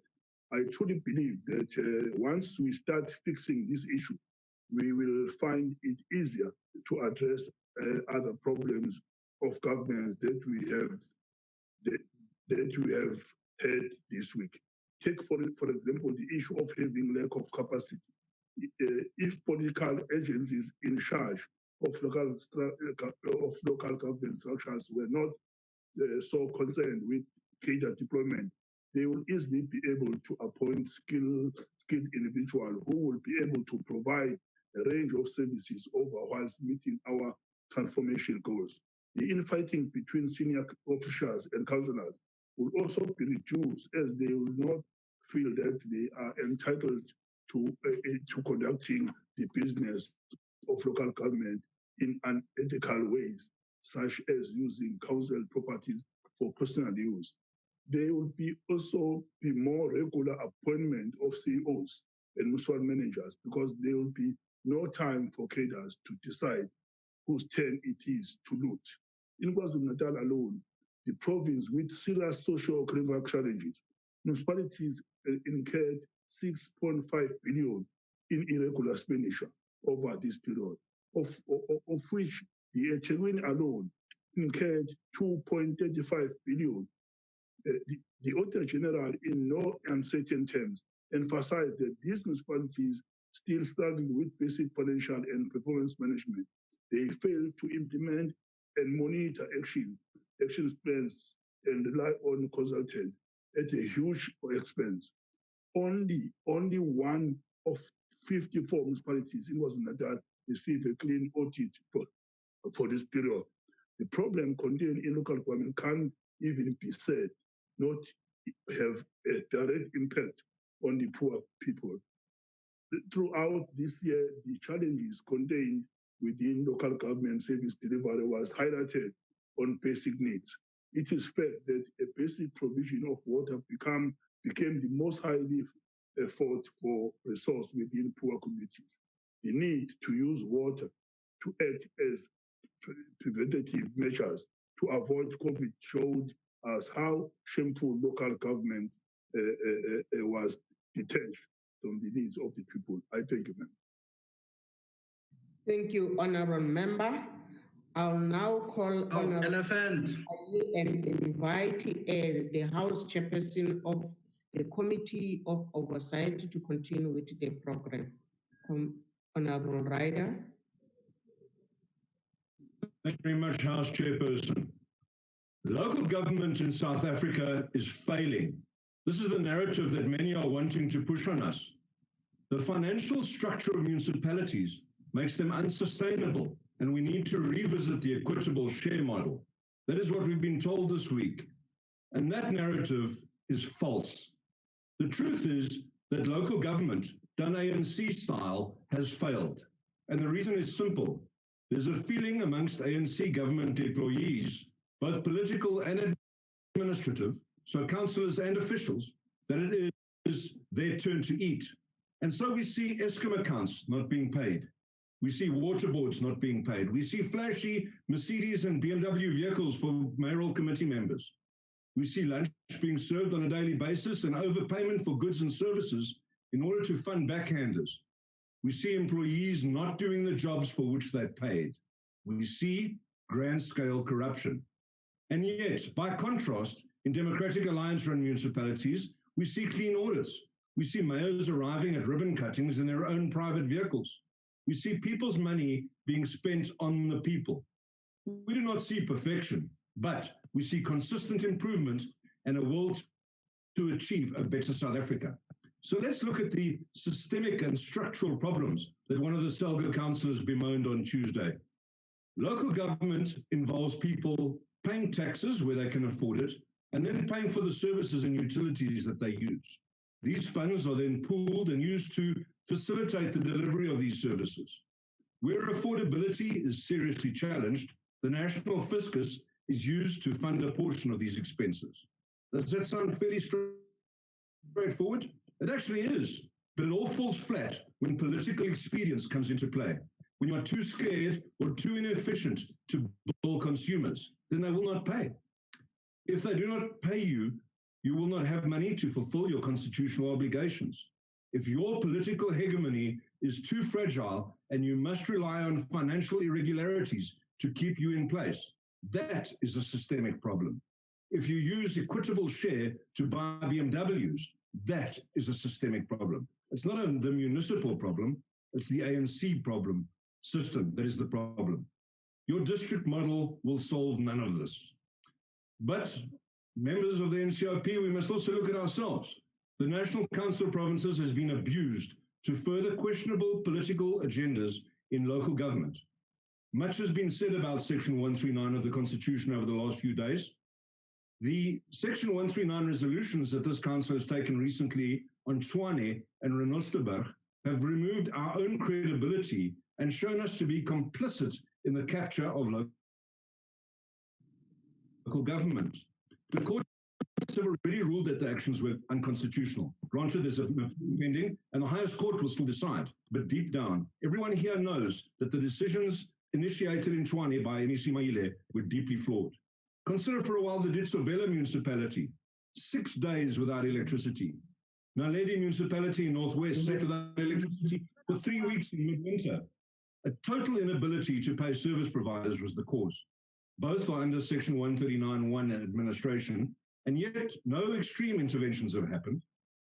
The Honourable MEC from the Eastern Cape admitted to us on Wednesday that there were several municipalities who had consistently admitted inability to perform, thus placing them firmly into the category defined in 139(5) of the Constitution.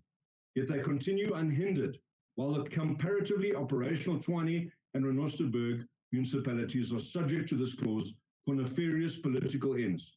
Deputy Minister Parks told us himself that political motives are often behind many of the interventions. The Section 139 interventions that have been in place, in most instances, have failed. Well, in all instances, Mr. Lance Joel said to us that there's not been one success story since 2000. Just take a look at Mfuleni municipality. More than 2 years under administration. For more than 2 years, the municipality continued to decline to a point where the army got called in to assist. The Deputy President is on record voicing his dismay at Mfuleni less than 2 weeks ago in this House. And yet, there is no improvement under Section 139. There is not even an attempt at revenue collection. The Gauteng province has had 2 years, and yet the municipality has regressed. MEC Maile was chased from the committee meeting by the chair, Honourable Trana Dodovu, and told to come back with better answers. But here's the issue. The biggest issues with Section 139 and its consistent failure to date lies in 2 clauses that have not been mentioned up until today. Section 139(7) calls for the National Department to step in where provinces fail.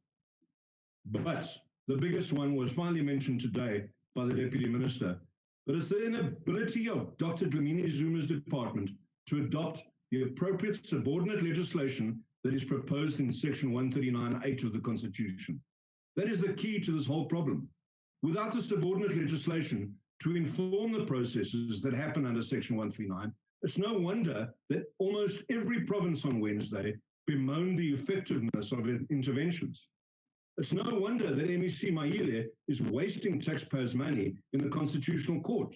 The fault lies with the department, the National Department, and its inability to address this legislation, which has been in draft since 2013. The name of the bill is the Intergovernmental Monitoring Support and Interventions Bill, and it's been languishing in indecisive limbo, while so many councils are in desperate need of decent intervention. Well, so many good words have been spoken in this House this week. We've heard wonderful platitudes, but now they must be translated into action. It will never happen without the political will, as was said by Mayor Bongani Baloyi. The Auditor General also pointed out the difference in the Western Cape, pointing out the positive political influences in his presentation to the finance committees. This is not just a clue, it's the fundamental basis on which we can build South Africa at the coalface of service delivery. With the right political influence, municipal excellence can be achieved. Thank you, Chair. Thank you, Honorable Ryder. Thank you, Mama. The next speaker is Honorable Mahlangu. Honorable Mahlangu. Thank you, Honorable House Chair. Am I audible? Thank you, Honorable House Chair. Let me take this opportunity and say to the chairperson of the NCOP, the deputy chairperson, ministers and deputy ministers who are present and those who participated throughout the week, the MECs from different provinces, president of SALGA and councillors who are present here and participated throughout the week, permanent and special delegates, and Honorable Mutambi, the chairperson of Portfolio Committee on COCTA in the National Assembly. Good afternoon. Bahaetu Dumelang. The 2020 NCOP Local Government Week has offered the House an opportunity to interrogate the state of our municipalities. Hence, Honorable House Chairperson, I'm humbled by the opportunity granted to me to participate in this important debate. Our robust discussion during the course of to strengthen the capacity of municipalities to function in a financial system and sustainable manner. The local government week has also raised the concern that we need to evaluate a far deeper manner what informs our interventions and what the character of our interventions should be, and that's merely exercising what is applicable in the regulatory environment does not suggest that our outcomes will have addressed the problem statement. Very important statement for that matter. In order to drive local socio-economic transformation, the efficiency of local government driven by the people through public participation process is very, very paramount. The AG's report paints a worrying picture of the state of our municipalities across the country. Our ability to turn around the situation will be based on the correct diagnosis of the problems facing local government and an appropriate response, as we have been trying to do that this week. Honorable House Chair, our vision of local government is informed by the Freedom Charter that states, I quote and unquote, no government can justly claim authority unless based on the will of the people, and the people shall govern. I close quote. The statement from the Freedom Charter is pivotal in of the people should always be central for all the interventions by the municipalities. The aspiration of our people should drive councillors and municipal officials in ensuring the needs of all our people as we met them. Local government is located in the cold phase of service delivery to the people. It doesn't make any difference to the local people whether the responsibility or the service delivery is supposed to be given by national or provincial. The ANC's 48th National Conference in 1991 and 1992, Ready to Govern of the ANC, envisioned that local government, which will actively involve the people in decision making and planning processes. Democratic local government means more than just having the right to vote in a local election. It also includes fighting the creation of a strong, independent civil society, a high degree of accountability, transparency, and the right to decision making, processing which affect communities between elections. Honorable Chairperson, these key principles inform our local government model. The 1998 paper on local government, defined as local government committed to working with the people and community structures to find sustainable ways to meet their social, economic, and material needs and improve the quality of people's lives. Hence, we have the SPLUMA. What is clear is that we need a review of the white paper. Several assumptions of 1998, in particular, some of the proposed structures are not applicable now, and we need to work on this as soon as possible. This equally applies to our commitment to review the NDP on an ongoing basis where the need arises. This should take the form of assessing what the exchange singabi abomalile singakabethwa esibazulele abakwazi ukulila. Honorable Chairperson, we should guard against what has often come up this week, that of regenerating a narrative of problems. We need to find solution. We need to acknowledge problems. And as the governing party, not the ruling party, we need to acknowledge that over the past 22 years, there has been fundamental progress and achievements, which cannot be taken away from us as the governing party. Honorable Chairperson, between 2001 and 2014, electricity provision to households climbed from 70% to 86%, just to mention one example. I will not outline many other things that we have achieved, and we understand that this is not enough. Honorable Chairperson, access to basic services has increased massively, and together with the expanded community works programs, well over 100,000 households in informal settlements have been upgraded. Honorable Chair, pro-poor ANC policy supports the indigent who find refuge in the interventions by local government, and it's about time that those beneficiaries have to benefit that, and local government must assist them. Chairperson and honorable members, this week has again raised the stark fact that our regulatory environment may have noble intentions, but our socio-economic realities have got to inform the reality of revenue. What the FFC recommends on the equitable share has got to take into consideration the very research which informs their recommendations. There is a reality that to talk of financial sustainability for a municipality that has no prospect of generating enough revenue is self-defeating.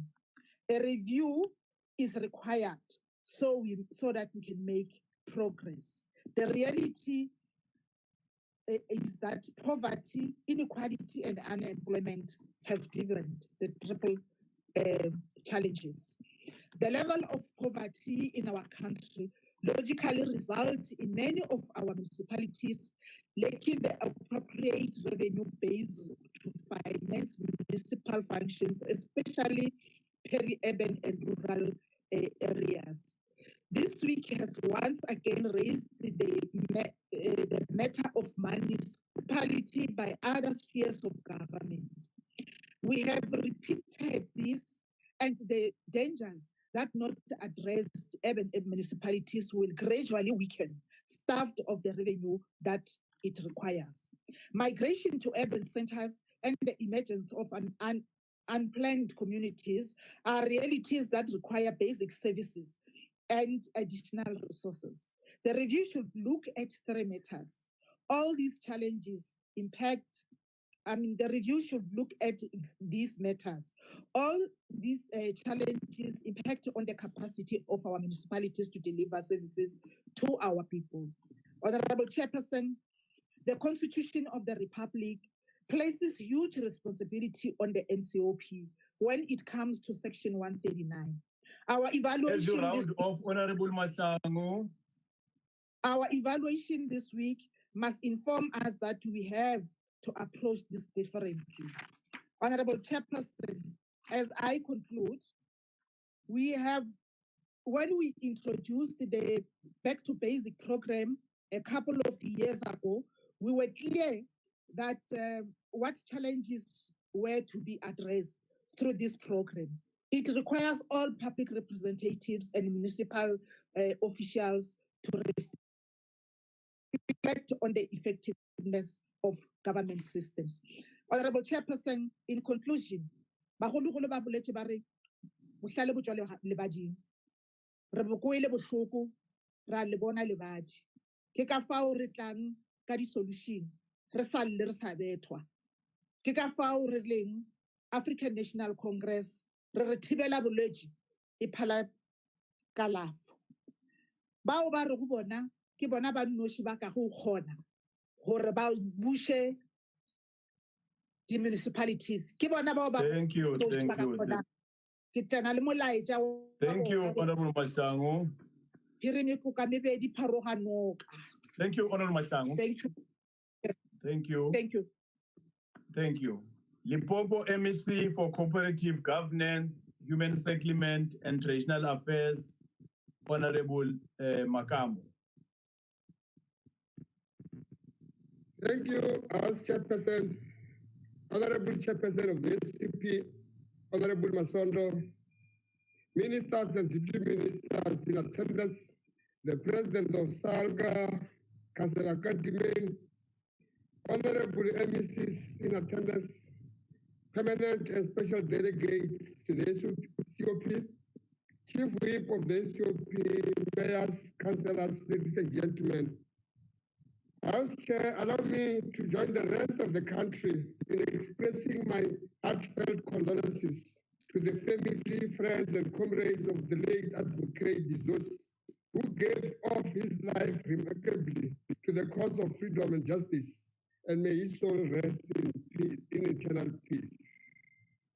The NCOP could not have chosen the best theme for its 2020 Local Government Week, ensuring viable and financially sound municipalities. Viable and financially sound municipalities are able to fulfill the constitutional and legislative duties to citizens in their areas of operation. The opposite is that municipalities that are dysfunctional and perform below expectation or completely fail to fulfill their obligations according to the constitutions and the laws of governing local government. In the quest of ensuring viable and financially sound municipalities, Cabinet has adopted the district development model to ensure proper coordination in district and metropolitan municipalities.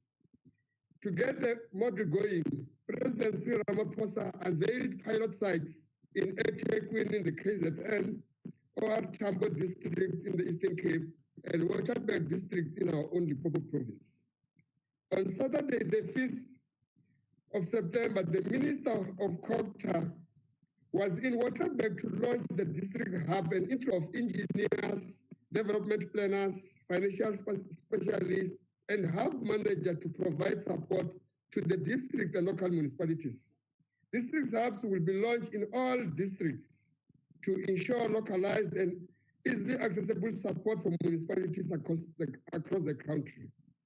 The 2018-2019 municipal audit outcomes, as released by Office of the Auditor General under the theme, not much to go around, yet not the right hands at the till, paint an unfavorable picture on how resources allocated to municipalities are being managed in ways that are contrary to the prescribed and recognized accounting disciplines. In the report that has been widely and deeply scrutinized across the three spheres of government, Auditor General strongly cautions against this administrative and governance lapse that make for a very weak accountable and consequent exposure to abuse of the public purpose. The report tells a disturbing story of most municipalities crippled by debt and being unable to pay for water, electricity, inaccurate and lecture of revenue collection, is expenditure that is unauthorized, irregular, fruitless, and wasteful, and a high dependence on grants and assistance from national government. It against this background that the NCOP Local Government Week convened to reflect and give concrete expression on to ensure viable and financial sound municipality. A focused and detailed attention was given to Section 139 intervention to review its efficiency and effectiveness over the years. The Limpopo Province decision to invoke Section 139 interventions were in respect of the following municipalities. Pre-2016 local government elections, it was one municipality, Tabazimbi. The post-26 local government was Mutimule Mukopong, Tuvate Fitahomu, Mukhalakwena in 2019. Of all Section 139 intervention, except for Mukhalakwena local municipality, which only came into has since been terminated in favor of Section 154 of the Constitution. The terminated Section 139 interventions have been met with mixed results, such as the resistance to intervention by some municipalities. Though generally all municipalities have been stabilized and are today able to meet their obligation and render adequate and sustainable services to communities. Lessons learned from the intervention in the province are similar to those captured in the input by the Public Affairs Research Institute and the Deputy Minister of Culture, Honorable Parkstow. Among the lessons learned from the interventions are as follows. Municipal manager, in terms of legislated functions in the case of Section 139(1)B, should be legally defined. The administrator must be supported by a full-time team so not to rely on municipal officials, and this requires budget to appoint additional staff with requisite skills. The success of intervention depends on the support from both council and staff. The Mudimule case team faced a lot of threats and poor support from council, affecting our ability to attain critical milestones. It requires more than 12 months to get a dysfunctional municipality.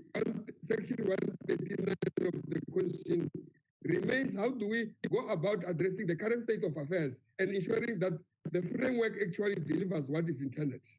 The envisaged legislation of the implementation of Section 139 will go a long way in ensuring clarity and certainty in its application. With this legislation applicable, albeit in a distant future, there will no longer be diverse application among provinces and within the same province, resulting in confusion and inconsistency.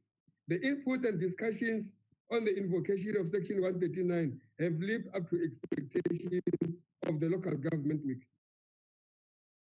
sharing knowledge and experience, which we take back to our provinces and our municipalities.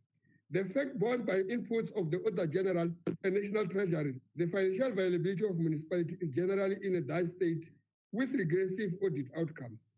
As a result of the current state of municipalities, we experience municipal council approving budgets that are not based on realistically anticipated revenues and expenditure. It stands to reason that the right way is for municipalities not only to budget for revenue they realistically going to receive. We have developed measures to ensure municipalities in the province to attain financial viable and therefore set them on the sound financing.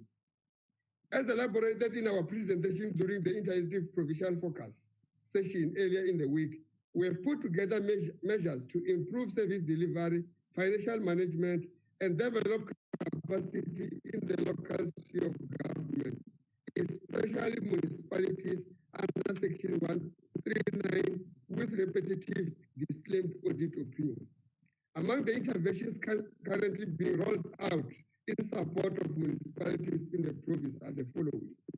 The technical capacity through GTEC to support municipalities to spend on their MIG efficiently and effectively.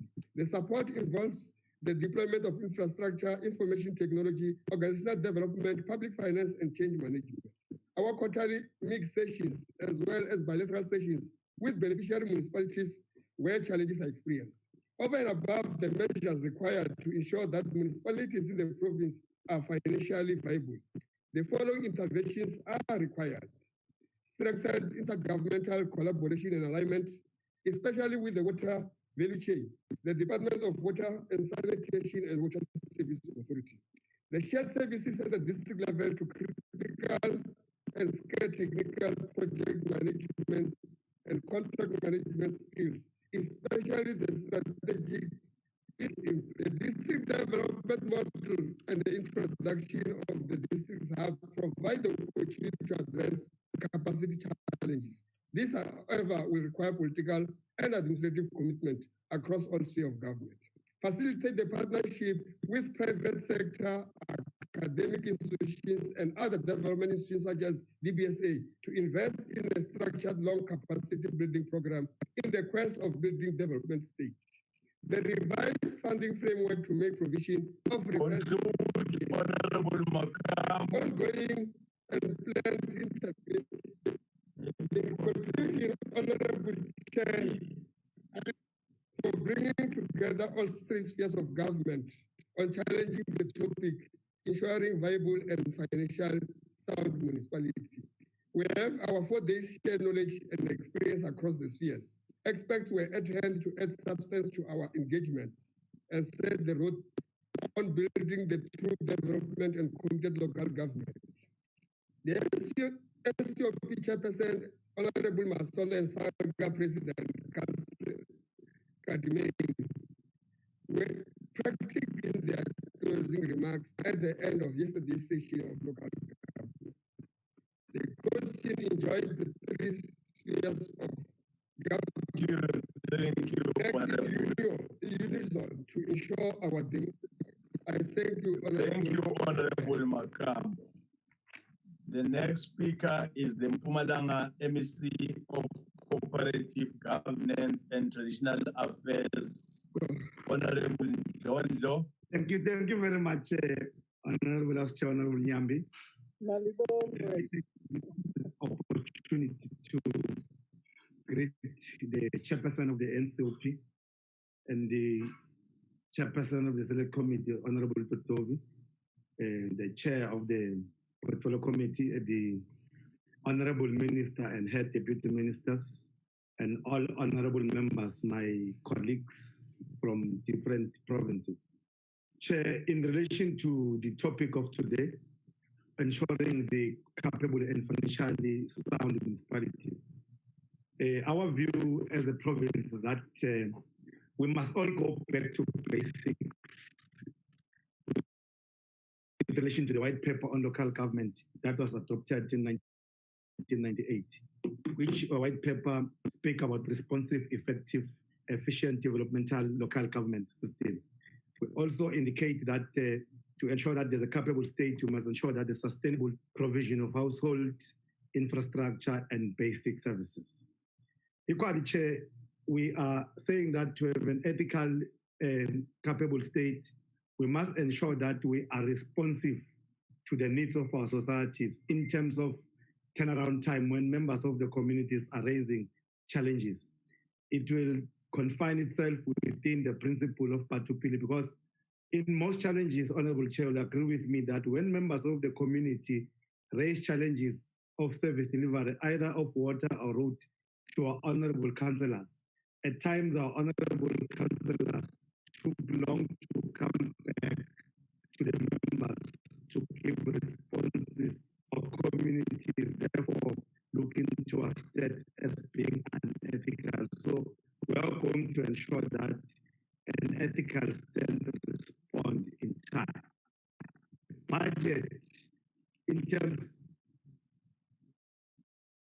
chairs, approved budget are being funded. Our experience shows that most of our municipalities adopt unfunded budget.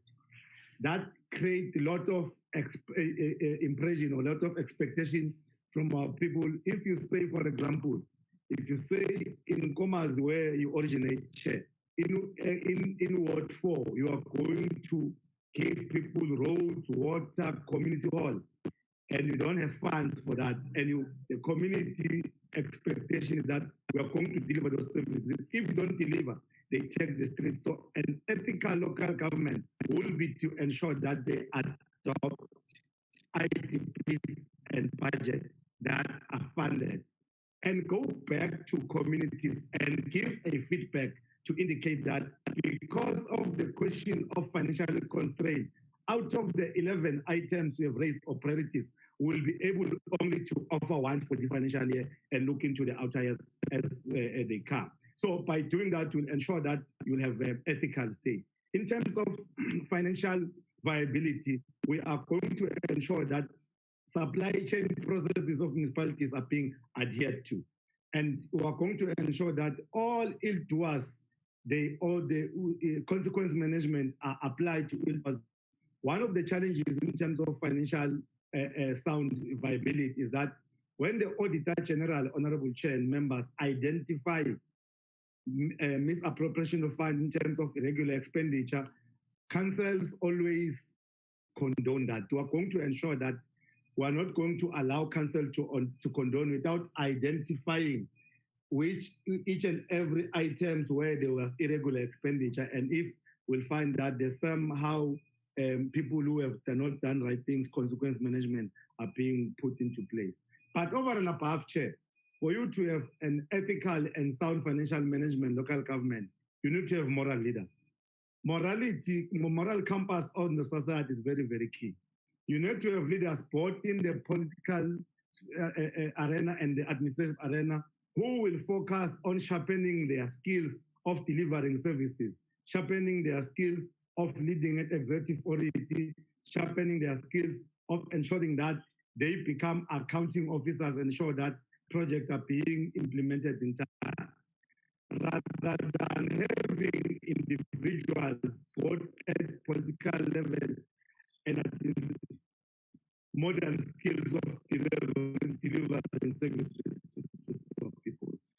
So we are going to ensure the province that with the new resource chairs, I conclude is that you are having FPCs for corporate who really don't have, as the President of SALGA indicated, well, must be adequate, qualified.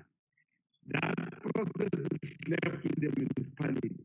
You will only come later going to be able to fix that, to start with the process to ensure that there's compliance, not to take over the process of municipality, but to ensure that there's that consequence management of their employees does not include us as COP. So we only intervene through Section 106.1A, Section 106.1B, Section 139.1A, 1P, and so forth and so on.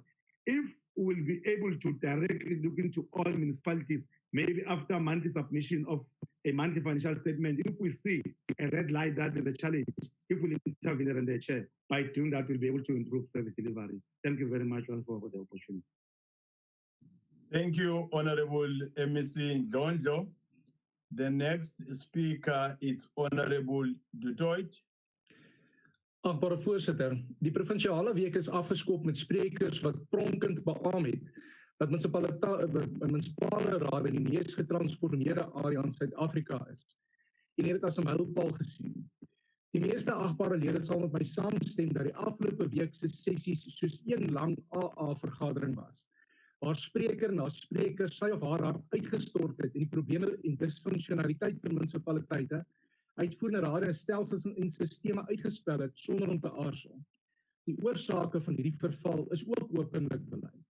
Daar is erken dat daar tans 'n tekort aan kundigheid in munisipaliteite is. Is dit dalk as gevolg van gedwonge transformasie en regstellende aksie? Politieke inmenging is een van die groot struikelblokke in effektiewe dienslewering. SALGA het uitgewys dat een van die redes vir die konstante behuisingstekort die groot aanwas van inwoners is. Verder is daar ook sloering met die afhandeling van projekte om die behuisingstekort aan te spreek. Daar is erken dat dit moeilik tot onmoontlik is om groot munisipaliteite effektief te bestuur. Die VF+ dring deurentyd aan op afwenteling van magte. Sedert 1999 het die hoeveelheid munisipaliteite van 843 tot slegs 257 verminder, terwyl dienslewering grootliks en geredelik meer agteruit gegaan het. Waar daar 'n afwenteling van magte plaasvind, is daar beter dienslewering en kan rade en amptenare vinniger tot verantwoording geroep word.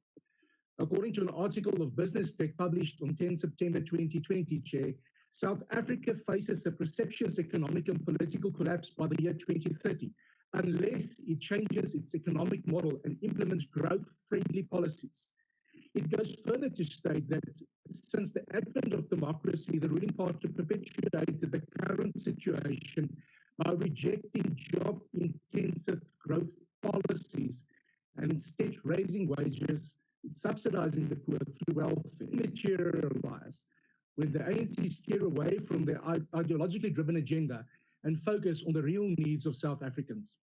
Agbare voorsitter, alle sprekers het erken dat die samesmelting van munisipaliteite 'n groot fout was en meer probleme as voordele inhou. Munisipaliteite soos Matlosana en JB Marks in die Noordwes-provinsie is sprekende voorbeelde hiervan. Dele van Ditjabotla was onlangs 6 dae sonder elektrisiteit. Dit is duidelik dat sommige munisipaliteite gedwing is om saam te smelt om die ondersteuningsbasis van die ANC te versterk. Die VF+ sien die afgelope week se verrigting in dieselfde lig as 'n gewoonte misdadiger wat skielik trauma-behandeling vir slagoffers wil aanbied. Die ANC het die afgelope paar maande met die ontbinding van munisipale rade en die implementering van artikel 139 gestoomroller. Ten spyte van die feit dat selfs minister Dlamini Zuma en die voorsitter van Kogta in die NRP erken het dat dit nie effektief is nie. Daar word gereeld gesien dat administrateurs ontplooi word en herontplooi word om as 'n ridder op die wit perd op te daag, maar net met sy vertrekking 'n slegter, meer finansiëel geskende en 'n gebroke munisipaliteit na te laat. Raadslede word gedreig indien hulle wil optree teen korrupte en onbevoegde burgemeesters en speakers. Raadslede word verhoed om hul mandaat uit te voer en in belang van die munisipaliteit en kiesers op te tree. Even MPs, members of this House, are prevented from effectively performing their oversight role, Chair, by MECs who fail to provide them with reports, such as the report on land invasion and settlement issues at Stilfontein near Kuma, and a list of legal action taken against councillors, mayors, CFOs, and members of the provincial legislature with regards to fraud, corruption, and similar transgression. In closing, Chair, the culture of corruption has become a way of life for some. It's clear the safest place for a hyena is either in its den or in the pack. Beware. They have a nature of turning on their own. The question is, who will be next? Thank you, Chair. Thank you, Honorable Detroit. Northwest Acting MEC for Cooperative Governance, Human Settlement and Traditional Affairs, Honorable Moilwa. Thank you very much, Honorable House Chair. Let me take this opportune moment to convey warmest greetings to the Honorable Chairperson of the NCOP, Honorable members of the NCOP, Honorable Mutambi, Honorable Dodovu, special delegates, Deputy Minister and ministers who are in this platform, MECs who are in this platform, the President of SALGA, all esteemed participants of this August interactive session. Honorable Chairperson, it is without a doubt that the year 2020 has presented untold social and economic challenges to humanity. The world is facing potential economy and more vulnerable than where it is currently. The situation could be more severe depending on how the world responds. Honorable members, Honorable Chair, COVID-19 has surely induced a worldwide social and economic turmoil, but to us as a country, it has exacerbated the situation which was already in an economic trouble even before COVID-19. The national lockdown found us already downgraded to a junk status by Moodley and others. Honorable Chair, the theme of this session inspires us to believe that we can still ensure capable and financially sound local government in South Africa. It is in this spirit that I rise to present creative and groundbreaking proposals that this plenary session, in our quest to ensure capable and financially sound municipalities, COVID-19 taught us that it is not easy to strike a balance when you are faced with a mammoth task of simultaneously responding to health, honorable members, presented to local government both unprecedented challenges and lessons. The pandemic exposed weaknesses and opportunities in local government. Municipalities were compelled to face the pandemic head-on, regardless of them lacking capability to do so. The lessons we need to take from COVID-19 is that local government is pivotal. It should be structurally enhanced and be adequately resourced. Section 152, subsection 2 of the Constitution stipulates that a municipality must strive within its financial and administrative capacity to achieve the mandate as set out in Section 152, subsection 1 above. Furthermore, Section 153 of the Constitution stipulates that a municipality must structure and manage its administration, budgeting, and planning processes to give priority to the basic needs of the community and to promote the social and economic development of the community. The national and provincial government, in terms of Section 154 of the Constitution, must by legislative and other measures support and strengthen the capacity of municipalities to manage their own affairs, to exercise their powers, and to perform their functions. One can boldly say that South Africa is not short of legislation to deal with municipalities. Therefore, for us to be able to ensure that municipalities are capable and financially sound, we need to focus on administrative challenges, structural challenges, political challenges, and instilling the spirit of active citizenry. Just to name a few, if we frankly deal with these challenges, we will ensure capable councils, capacitated administration, capable staff complement, effective and meaningful public participation.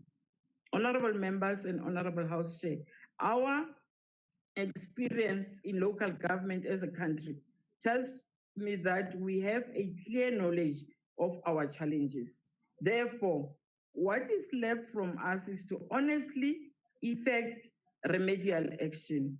It is our revolutionary duty to ensure that local government work for everyone to make sure that better life for all is achieved. Ensuring accountable, responsible, or responsive and accessible local government is still very much councils, administration, meaningful public participation. It will be next to impossible for us to ensure capable and financially sound municipalities. Therefore, we are duty-bound as stakeholders in local government to make sure that effective administrative frameworks are fully implemented, structural loopholes are closed, and political incapacities are remedied. The days of frequent invocation of Section 1391B of the Constitution of the Republic of South Africa must come to an end. Honorable members, the incapacity and lack of financial soundness at the local sphere of government is partly a microcosm of defects of our democratic processes and our historical imbalances. We need to undertake a review of the local government fiscal system as part of dealing with structural root causes. For us to deal decisively and effectively with challenges faced by our municipalities, we need to have the following: an effective community-based approach, a new local government worker mindset, a capable councillor, service delivery-based political selection process, a locally customized municipal structure, reimagined bottom-up public participation planning, and ensuring annual community-based monitoring and evaluation of the work of municipalities and directed by clear IDP targets. Honorable members, I believe that the proposed measures will go a long way in ensuring that our municipalities are capable to deliver required services and are financially sound. It is the responsibility of every South African to make sure that municipalities work for everyone. Let's work together to grow our local government. In conclusion, Honorable House Chair, I would like to echo the same sentiments by the National Treasury, open codes. Unless the political leadership deals with the political challenges confronting local government. No amount of administrative support or restructuring of the intergovernmental fiscal system will create a capable and financially sustainable local government sector. As we move forward, a local government election in 2021, we need to restore the institutional integrity and credibility of the local government sphere. The decision we make going forward must positively impact the local government sector for generations to come, close quote. This is the contribution and message from the Northwest Province. Let me thank the National Council of Provinces for the opportunity to participate in auspicious plenary. Thank you, House Chair. Thank you, Honorable Moelwa. Whilst calling the Western Cape Chairperson of the Standing Committee on Local Government and Local Government Oversight, Honorable D. America, the Chair of the National Council of Provinces, will take the process to its logical conclusion. Honorable America, Tate Masondo, you'll continue.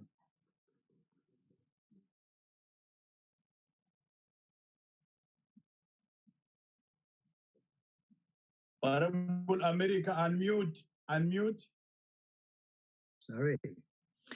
Thank you, Chairperson. Thank you. Good morning. Thank you, Chairperson, and thank you for the privilege to participate in this plenary. Chairperson, in as much as the COVID-19 pandemic presented acute challenges to municipalities and demanded of local governments to rapidly adapt to the pressing needs for which there is no rule book, we have seen the majority of Western Cape municipalities rise to the occasion. This morning, the South African Satisfaction Index rated Cape Town highest for the 7th consecutive year. The majority of residents indicated that what they expect from the municipality lives up to reality, whereas this expectation to reality measurement declined in every other metro. Accordingly to the survey, Cape Town scores over 10 points more on average than the other metros. Our efforts across municipalities will further be required to escalate as we face the second pandemic of unemployment and poverty as a result of the prolonged nationwide lockdown.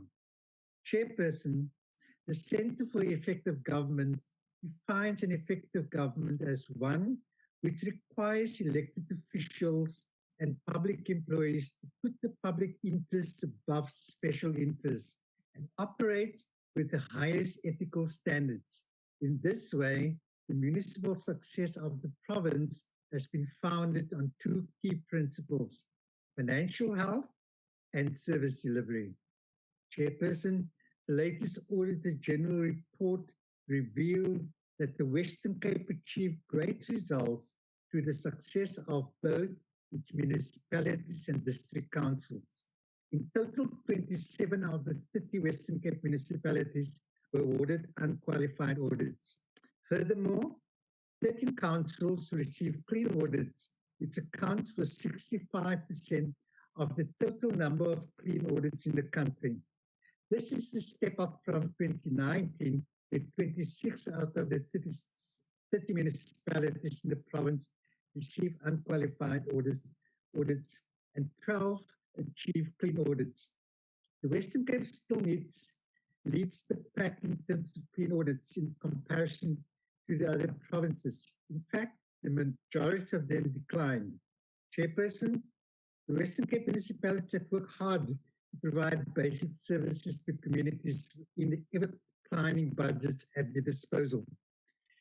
Pre-COVID-19, 72% of all Western Cape municipalities were in good financial health, with initiatives being put in place by Provincial Treasury to assist all other municipalities to achieve the same level of financial health. Today, this picture looks very different. Many of our municipalities will face serious financial challenges as a result of the economic consequences of COVID-19. Chairperson, turning to Stellenbosch municipality, you see the 3-month payment reprieve on property rates those homeowners and businesses suffering financial pressures. The municipality further expanded its financial payment relief offering and had not been charging any interest on a reaccount for April, May, and June 2020. Overstrand and Berg River municipalities similarly allowed residents to enter into payment agreements, and for entrepreneurs and small businesses who leased premises from the municipality were exempted from payment for April and May. Across the province, and with the support of the Western Cape Disaster Risk Management Team, we've been able to assist the South African Police Services with extra sanitation and protocol support so that residents can more safely approach police facilities. In the metro, the City of Cape Town continues to provide basic and essential services to approximately 200,000 informal households. The city has rolled out an additional 31 water trucks in communities where access to water is constrained. This is but some of the groundbreaking work some of our councils do. From their own budgets and with the support of the province, we in the Western Cape believe that the delivery of basic services is inextricably linked to the local government turnaround strategy, a national strategy, which defines what an ideal municipality should consist of. Based on the objective criteria of the strategy, we meet the majority thereof, as evidenced from our capacity to deliver basic services in governance. Chairperson, we believe that our success can only be celebrated through our achievements. There are many examples of what this government has achieved, such as Drakensberg municipality being awarded the title of the greenest municipality in the country. The City of Cape Town has achieved 3 clean audits in a row, and Swartland municipality has received 7 clean audits in a row. Chairperson, although the residents of the Western Cape is the provincial government's top priority, we are acutely aware that in order to serve them well, we need to have a competent and capable staff component. Subsequent to this, various initiatives have been put in place in order to ensure that employees are skilled so that the highest level of work and service is produced within our municipalities. The Western Cape government has shown time and again that it leads the country in terms of well-run systems of municipal governance. Evidence, as mentioned here today, is readily available that we reside within the best-run province. As we move forward safely, we must now focus our efforts on the provision of dignity, hope, and job opportunities. This can only sustainably take place in an environment conducive to economic growth, and one which is best served by effective service delivery. We must and will in the Western Cape continue our efforts to work with the private sector, NPOs, and civil society in providing the best possible safety nets for residents who need support.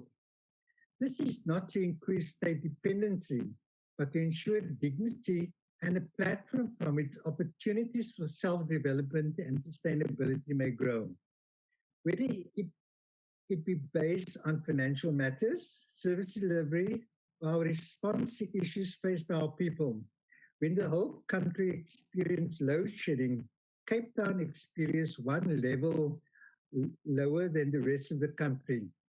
In conclusion, Chairperson, is it not time for the other provinces to take hands with the Western Cape, learn lessons, support each other, and adopt best practices in order for us all to deliver the best possible service to our people throughout the country? We are ready to assist. I thank you, Chairperson. Thank you very much, Honourable Member. We'll now move over and move on to Honorable Nana. Honorable Nana. Thank you, Chairperson, ministers, deputy ministers, and honorable members. This local government week's theme is ensuring capable and financially sound municipalities. Well, I hate to sound negative, but I am so used to these themes and slogans. To me, they now sound like a scratched vinyl repeating itself. About 7 weeks ago, I attentively listened to colleagues performing an autopsy on a dead animal called local government. Fraud, corruption, nepotism, deployment of unqualified cadres, lack of service delivery, bloated workforce, and financial mismanagement were said to be the cause of death. Yet the death certificate reads natural causes.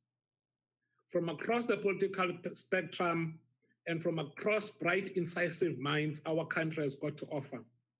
This week, I listened to you incinerating the carcass called local government because it's too contaminated for human contact. Ngenene izinto azindakanika omasipala belizwe loba omkhulu. You andisendikwe. I am impressed by the number of good proposals that came through this week, but we all know their likely destination if they are to board Honorable Dodovu's bus. Honorable Masondo on Tuesday in his opening remarks, and these were echoed by other speakers, urged all of us to take responsibility for the state of our local government. But with respect, sir, after 25 years of ANC messing up local government, now the dung has hit the fan. We are all asked to come and clean the walls. Unfortunately, Chairperson, clean up your own mess and step aside in 2021. Order, Chair. So the DA will show you how it is done. Done it before in the Nelson Mandela. Is it parliamentary for a member to mislead the House because he says the ANC has messed up local government for 25 years and local government this year, the 5th of December, it will be reaching 20 years. Yes. Thank you, Yes, sir. Unfortunately, it's not the point of order, sir. It's the point of view. So to ask Honorable Nana to please continue. Nana, please proceed.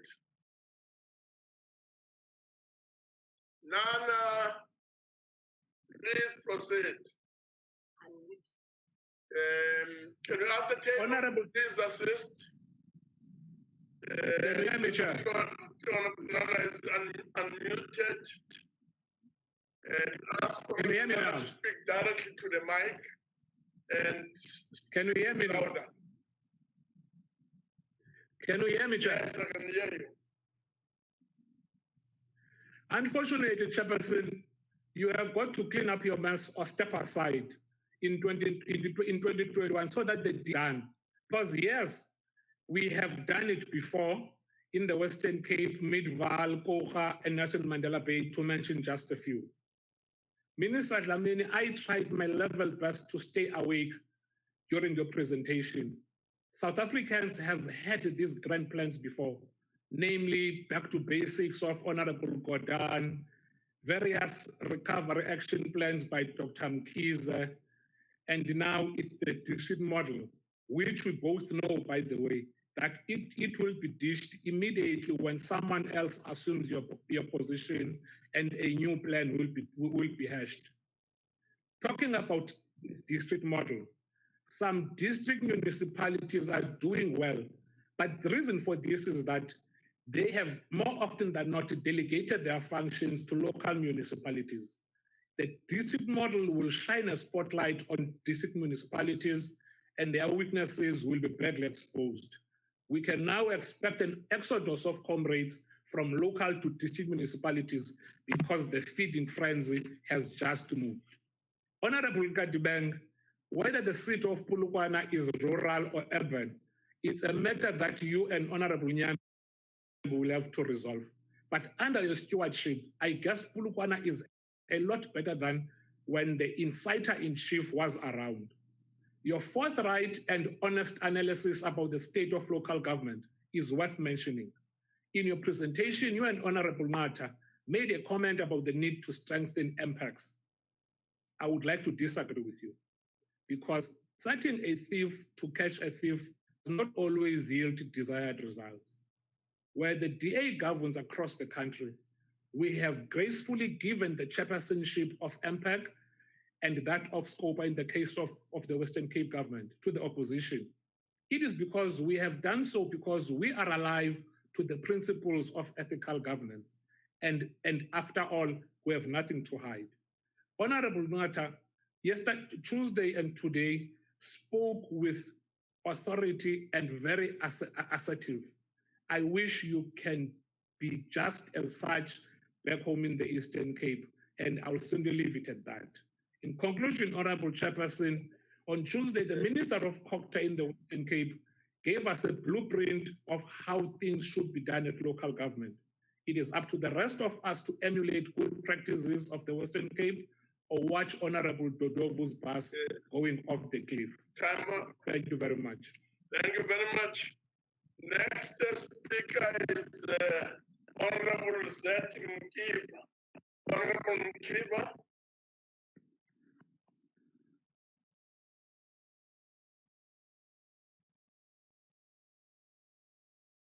Honorable Mkiva.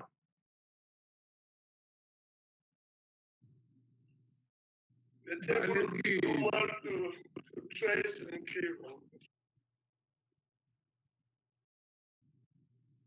If Mkiva is not there, we'll move over to Minister. Yes, Chairperson. Chairperson. Mkiva, yes, okay. Yeah, the Labour Chair. We are the Chairperson. Yeah, the move. Kamangu Chair. Chairperson, thank you very much for the opportunity.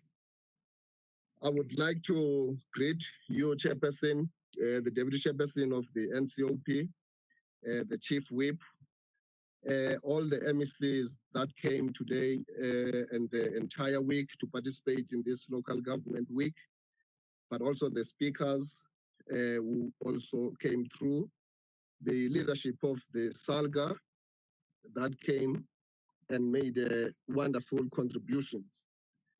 Chairperson, allow me to acknowledge our achievements in the context of the challenge of our discussions.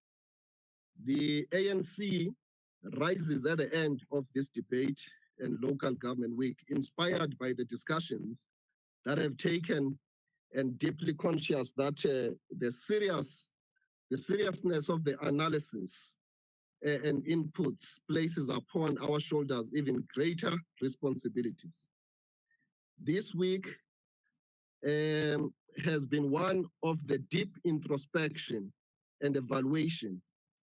We have taken the mirror and stared our challenges of local government in the face. We are inspired by a number of concrete proposals informed by the balance of evidence and facts. Local government exists as the mechanism to deliver services to our people, and therefore any weakness must find ourselves seized with building a solution. No one can take away for the ANC the fact born out of the many public commentators that tremendous progress has been made in delivering water, electricity, sanitation, and refuse removal services.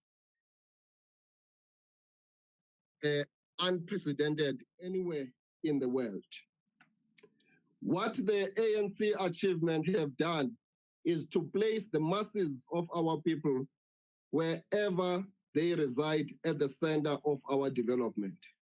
What the ANC has done is to restore the dignity to our people through the provision and extension of basic services and to those who cannot afford it free.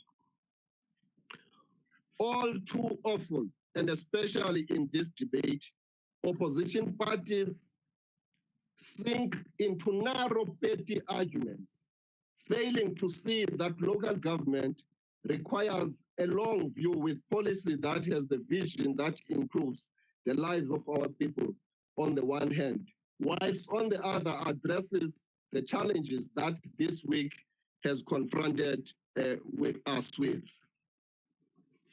We argue that local government is a public good and is not a playground for the private sector to experiment with models to enhance accumulation. And when these models go horribly wrong, the state must step in and rescue that situation. This ideology is what lies behind some of the proposals we've had to listen to this week from the opposition.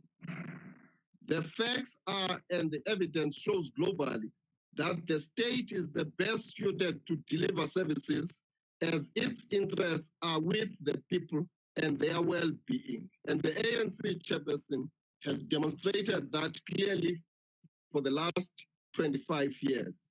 No one can take it away that without local government, as in the cold face of service delivery, we will never achieve anything that we hope to achieve. And therefore, we are on the right track.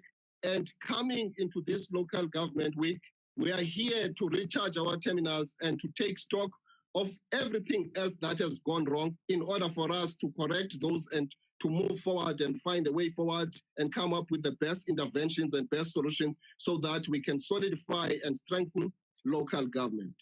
The ANC has argued for a more integrated conception of how the three spheres of government work, which reflects what our constitution requires, but one that is more interventionist in approach in dealing with the issues confronting local government. One of the abiding lessons we leave this local government week with is the need for far greater levels of political stability in our municipalities. Chairperson, we're making that acknowledgement that indeed there is a greater need of that political stability in order for us to be able to ensure that we are efficient and effective in terms of taking the services to our people. As the Deputy Minister outlined in the presentation of the problem statement, the first pillar of the problem is governance. The ANC has a great experience in governance.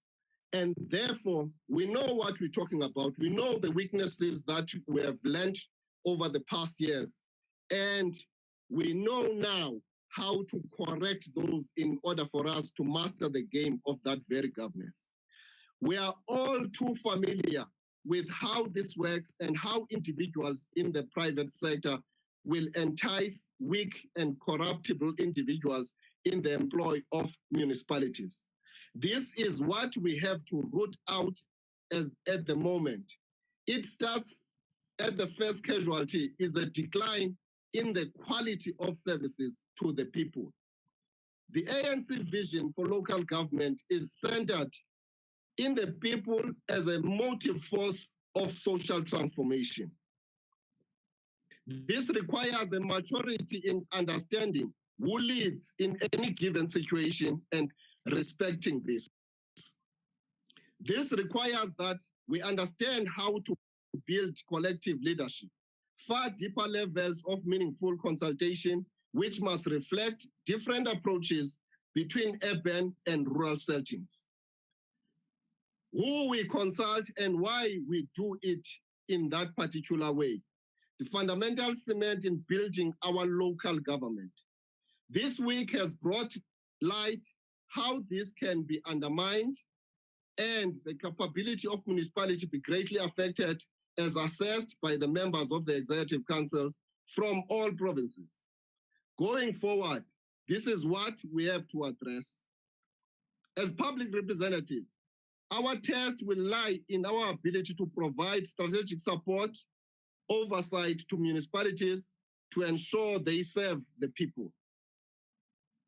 Local government plays a pivotal role in driving local economic development, delivering the key basic services required for economic activity. Since the dawn of the political democracy, our municipalities have made a significant contribution in creating an enabling environment for local economic development. The creation of jobs remains our central priority. Local economic development with municipalities as an anchor must promote a far greater pace in local economic growth, which in turn will draw in further investment. The ANC-driven mass infrastructure build program, the program to reduce the cost of doing business, must result in the creation of jobs and expand pathways for young people at a local level. They are all indicators of future financial stability of the revenue for municipalities. We must continue to unlock the potential of small business, cooperatives, and the rural economy, so critical for the financial survival of growth of rural district municipalities. The examples we have listened to this week where the revenue base in rural areas can't sustain a municipality must find solution in how through local economic development and job creation we begin to build the financial base of the municipality, especially in rural areas. In urban areas, the creative work that has been done in the ANC-run municipalities to build in the township and peri-urban areas is critical in this regard. We will continue to promote tourism and agriculture as major areas of employment and growth, as well as economic development in municipalities. Chairperson, I want to say the total misconception of the opposition during this local government week is that they fail to understand the intention to define our path of decisive interventions to change our plight of our municipalities. They continue to say this week did not deal with corruption in municipalities. The issue of corruption, poor systems, lack of qualified and even poor financial management system in municipalities was raised very sharply. Several decisive interventions were made and we plan to ensure that they are implemented immediately. The issue of debt owed by municipalities to ESCOM and water boards was even raised throughout this week. As the NCOP, we agree that we have to establish a process to mediate in this matter. The Chief Whip and the chairperson of the NCOP committed the NCOP to ensure that it creates a process to mediate between municipalities, ESCOM, and the water boards.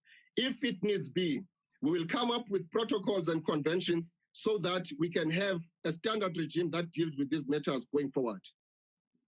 Chairperson, to us, this is not a talk show, as the opposition would like to project. We don't expect any business as usual after this season.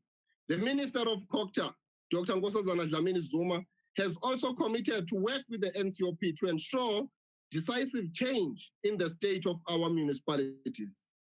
To us, the ANC, this has been the most comprehensive and frank assessment of the state of our municipalities. We have a very clear and decisive recommendations that have come out of this process. We plan to ensure that they are implemented without further delay. We must totally change the state of our municipalities to ensure that we become more efficient in terms of delivering services to our people. Abazuyeka ke mhlali ngaphambi abantu ukukhupha izenyeliso nezithuko bathethe ngento yokubana oomasipala bethu inyoka efileyo. loo nto ezozonyeliso ezo zizawunanazela phaa emoyeni zithethwa ngo-Honorable Nana ziphelele sithubeni. Siyayazi thina into yobana izithukuthuku zezinja ziphelele eboyeni kwaye abantu beli lizwe banengqiniseko engathethekiyo okokubana ngurhulumente we-ANC esemandleni oqinisekise into yokokubana xa kunamhlanje abantu belizwe lethu bonke banawo umbane, banawo amanzi kwaye iindlela ziyalungiswa rhoqo. Sizawuthi gqolo ke mhlale ngaphambili siqinisekise into yobana sisa ezi nkonzo ebantwini bethu singaphazanyiswa zizithuko ezenziwa ngabantu abazibonakalisa into yobana abangomathandazwe, abantu abangafuniyo ukuyamkela into entle ebonakalayo eyenzekayo. Ewe, siyavuma zikhona izinto ezibheke ecaleni kwaye ezo zinto sijongene nazo ngqo futhi siyazilungisa. Besithathe eli thuba lale veki okokubana sizawujonga amacebo anokusincedisa ukwenzela into yobana kwimicelimingeni esihlangabezana nayo sikwazi into yobana siyophula impondo ukuze sikwazi ukusa iinkonzo ebantwini bethu bazifumane njengoko sizinikele siyi-ANC. The economic prospects of the country have not yielded the expected economic growth, which has a direct impact on the vision of local government. The white paper on local government proposed a bold vision for a developmental local government which is people-centered. The white paper made assumptions on the capacity of municipalities that they would be able to levy property taxes on millions of households that had never paid such taxes before.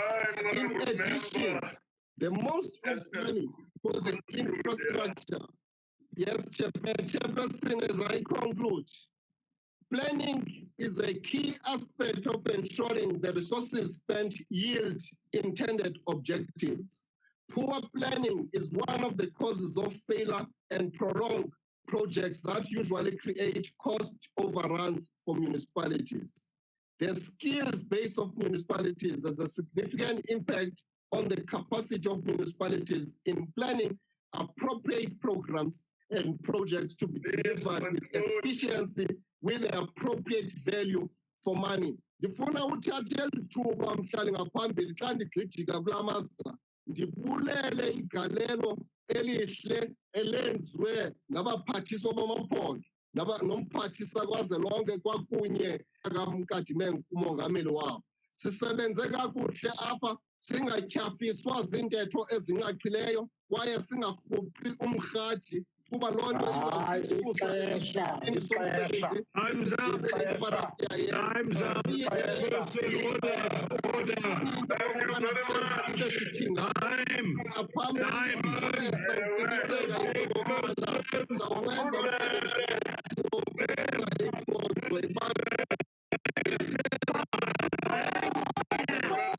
You have as much respect for time than you've got for the people. Honorable members, to conclude the debate, I will now request the Minister of Culture, Honorable Lamini Zuma, to take the podium. Thank you very much. The NCOP, Honorable Masondo, all the members of the NCOP, the members of the Select Committee, President of SALGA, the MECs from all the provinces, the mayors and those who are here, the Chief Whip of the NCOP, the permanent and special delegates of the NCOP, leaders of stakeholder organizations in the local government sector, ladies and gentlemen.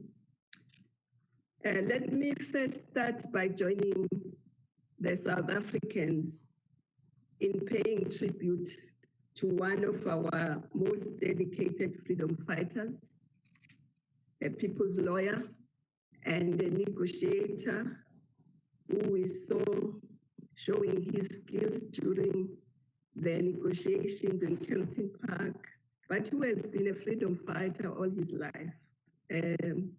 our comrade George Bezos. Our condolences to his family, friends, colleagues, and to all the progressive forces in South Africa and in the world.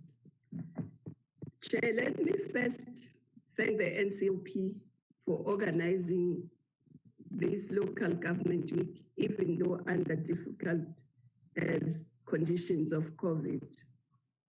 I think this has been a very fruitful week. We as local government people have seen during this week how everyone has talked about the challenges, but also the solutions to bring to local government. It has actually lived, this week has lived up to its objectives to facilitate dialogue on local government issues and to foster common understanding on the challenges. I think through the days we've all talked and understood, and I think we do indeed have a common understanding of challenges at hand, as well as to propose short-term, medium-term, and long-term systemic and legislative solutions. Different people have showcased innovative good practice, and that has been a good sharing experience. And also we have assessed the adequacy of the support and intervention framework from national and provincial government as envisaged by the Constitution to introduce a mechanism that within a differentiated environment guarantees relative uniformity. So leaders in government across the three spheres, members of parliament, councillors, members of the executive, the AG, and many specialists have participated, and I think this has been very educational. This has been very useful for all of us as we try to strengthen local government. Of course, we have also highlighted some of the challenges that our communities expect services to be delivered by the municipalities. But that does not happen sometimes when there are political challenges which must be then resolved politically. But sometimes there are administrative challenges, poor financial management. So I think all of us go back to where we've come from, very energized, as the last speaker said, and ready to face the challenges, whether we've come from metros or municipalities or province or national. So we really want to thank the NCOP for this platform. I think I can say it without fear of contradiction that everyone who participated has found this very useful. Now, I want to just say that I hear that some of the members are criticizing the district development model and saying it's a new scheme. It's not a new scheme, and it's not replacing any other scheme. Because one of the honorable members of the DA said he fell asleep, maybe I should just clarify for him. I hope he's still awake, and I'll come back to some of the things. You see, the district development model, we brought it. Let me tell you what the mischief that we are trying to resolve with the district development model. We are not bringing a new grand scheme. We are trying to solve problems that exist. One of the first problems we are trying to solve is the fact that government, three spheres, distinctive, interdependent, and interrelated, works in silos. But also the government itself at the national level, different departments tend to work in silos. And we want to break those silos so that government can work in an integrated, in a coordinated way. That's the first thing that you are trying to resolve. We're not bringing a grand scheme. And I suppose it's because he falls asleep in such important meetings, he will miss the point. Secondly, we know that the local sphere of government is where people experience government every day. Sometimes they don't even understand which mandate is local and which mandate is provincial or national. When they have a problem that may be a national mandate, they go to the councillor and they harass the councillor, and national is nowhere to be found. So that's why we are saying that all the three spheres of government work together at the local level. That will strengthen the local level. It will do what the Constitution says. National and provincial government must strengthen capacity of municipalities to perform their functions. We also understand that if local government fails, because we are one government. So we must do everything to strengthen local government and deliver integrated services. And we must also look at budgets and make sure also that the budget is gender responsive, because poverty has the face of the women. Women and children are the most poor. So our budget, we must begin to say in this rand, every rand, this is how much goes to women and children, this is how much goes to young people, and so on. If we do that, we'll also maximize and align all the resources and maximize the impact on the ground. That's what the DDM is about. It's not a grand scheme. We also want to emphasize a part of the mandate of local government that has been to some extent ignored, except maybe in the metros. That mandate that says local government must promote social and economic development. That has been ignored to some extent, and it also says promote social and economic development of communities. So the district development model also seeks to emphasize this mandate of local government, but work as three spheres of government to make sure that there is local economic development. And why do we want to do that? We want to do that because in the end, we must have people getting their basic services.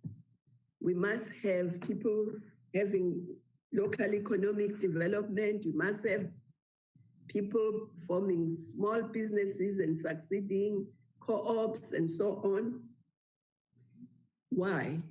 So that communities can be sustainable, can have sustainable development. They can be prosperous where they are. They can create wealth where they are. And of course, be resilient, be climate smart communities, so that we can deal with the triple challenges of unemployment, poverty, inequality. That's what the DDM is just trying to do. It's not a grand scheme, as someone from the DDA was saying, and it's not replacing any other grand scheme. It's trying to fix what we see. We're not hiring consultants, as someone was saying, so that they get the money. The shared services that we are taking to district is to ensure that municipalities, if we take engineers to a district, we're not hiring consultants, we're bringing professionals who can assist local municipalities that are unable from their fiscals, from their money, to actually hire engineers. And as a result, they are not able to use their MIG, and their MIG gets sent back, and yet people need the services. So we are assisting the local government to be able to deliver and to utilize the resources at their disposal for the benefit of the people. That's what the DDM is about. Is that we have seen of corruption in some instances must be resolved, must be dealt with. There must be accountability, there must be consequence management, there must be professional people, there must be officials who are fit for purpose in the administration. But let me come back to the DA. The DA speaker and speakers tend to say a place is good, we must copy. Let me take their flagship, Cape Town. Let's deal with Cape Town.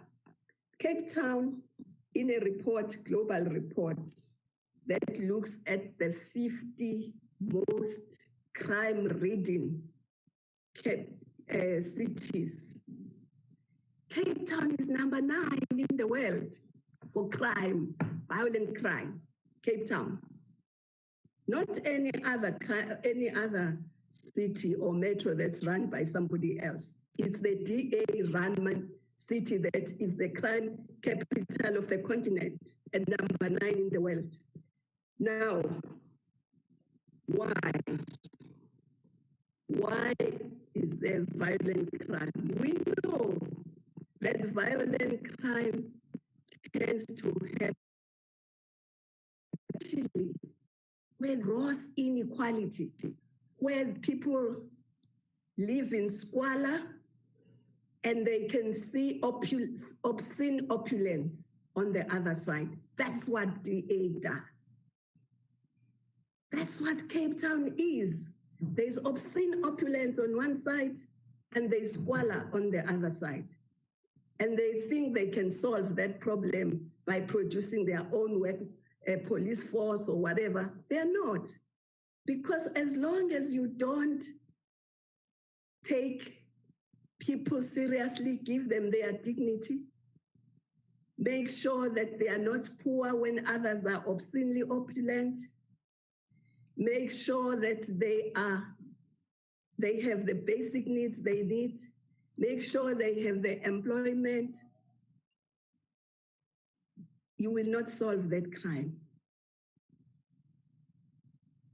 So DA must ask itself, we are not going to copy DA to be the crime capital of our continent. No, we're not going to.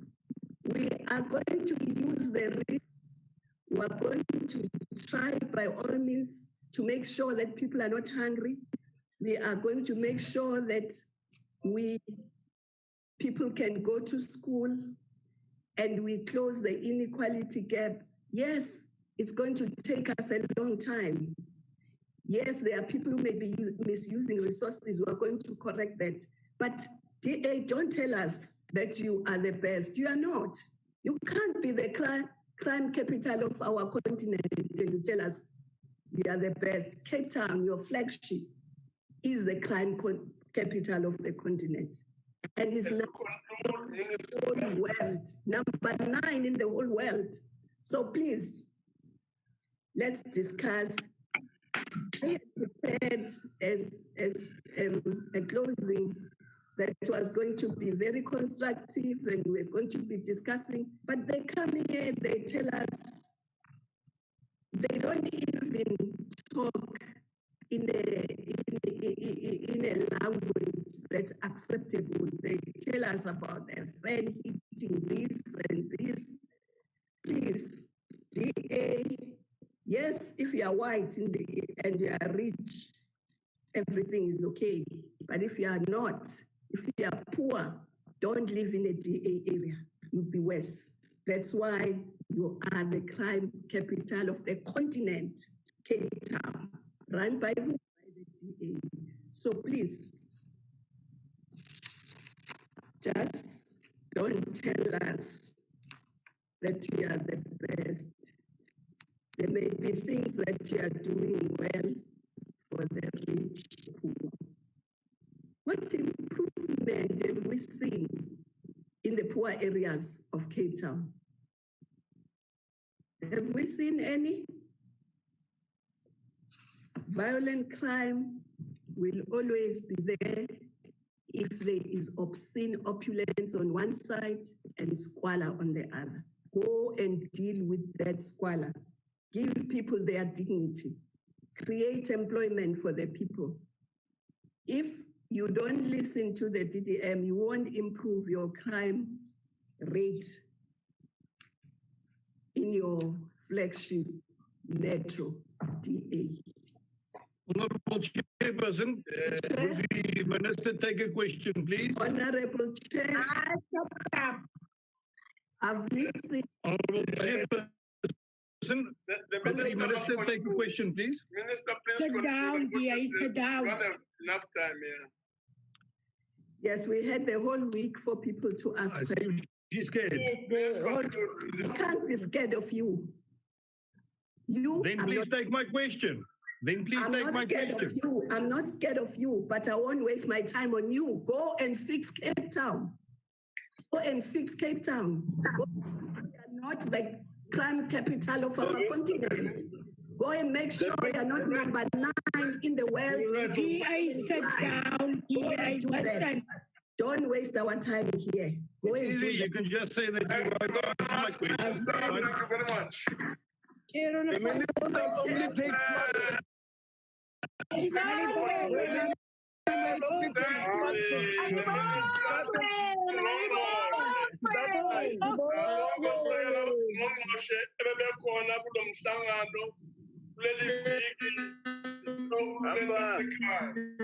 So, honorable members, honorable delegates, that concludes the business of the day.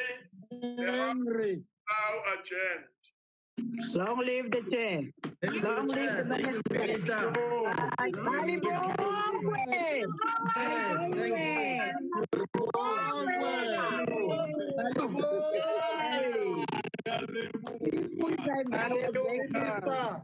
Thank you, Chief Whip. Thank you.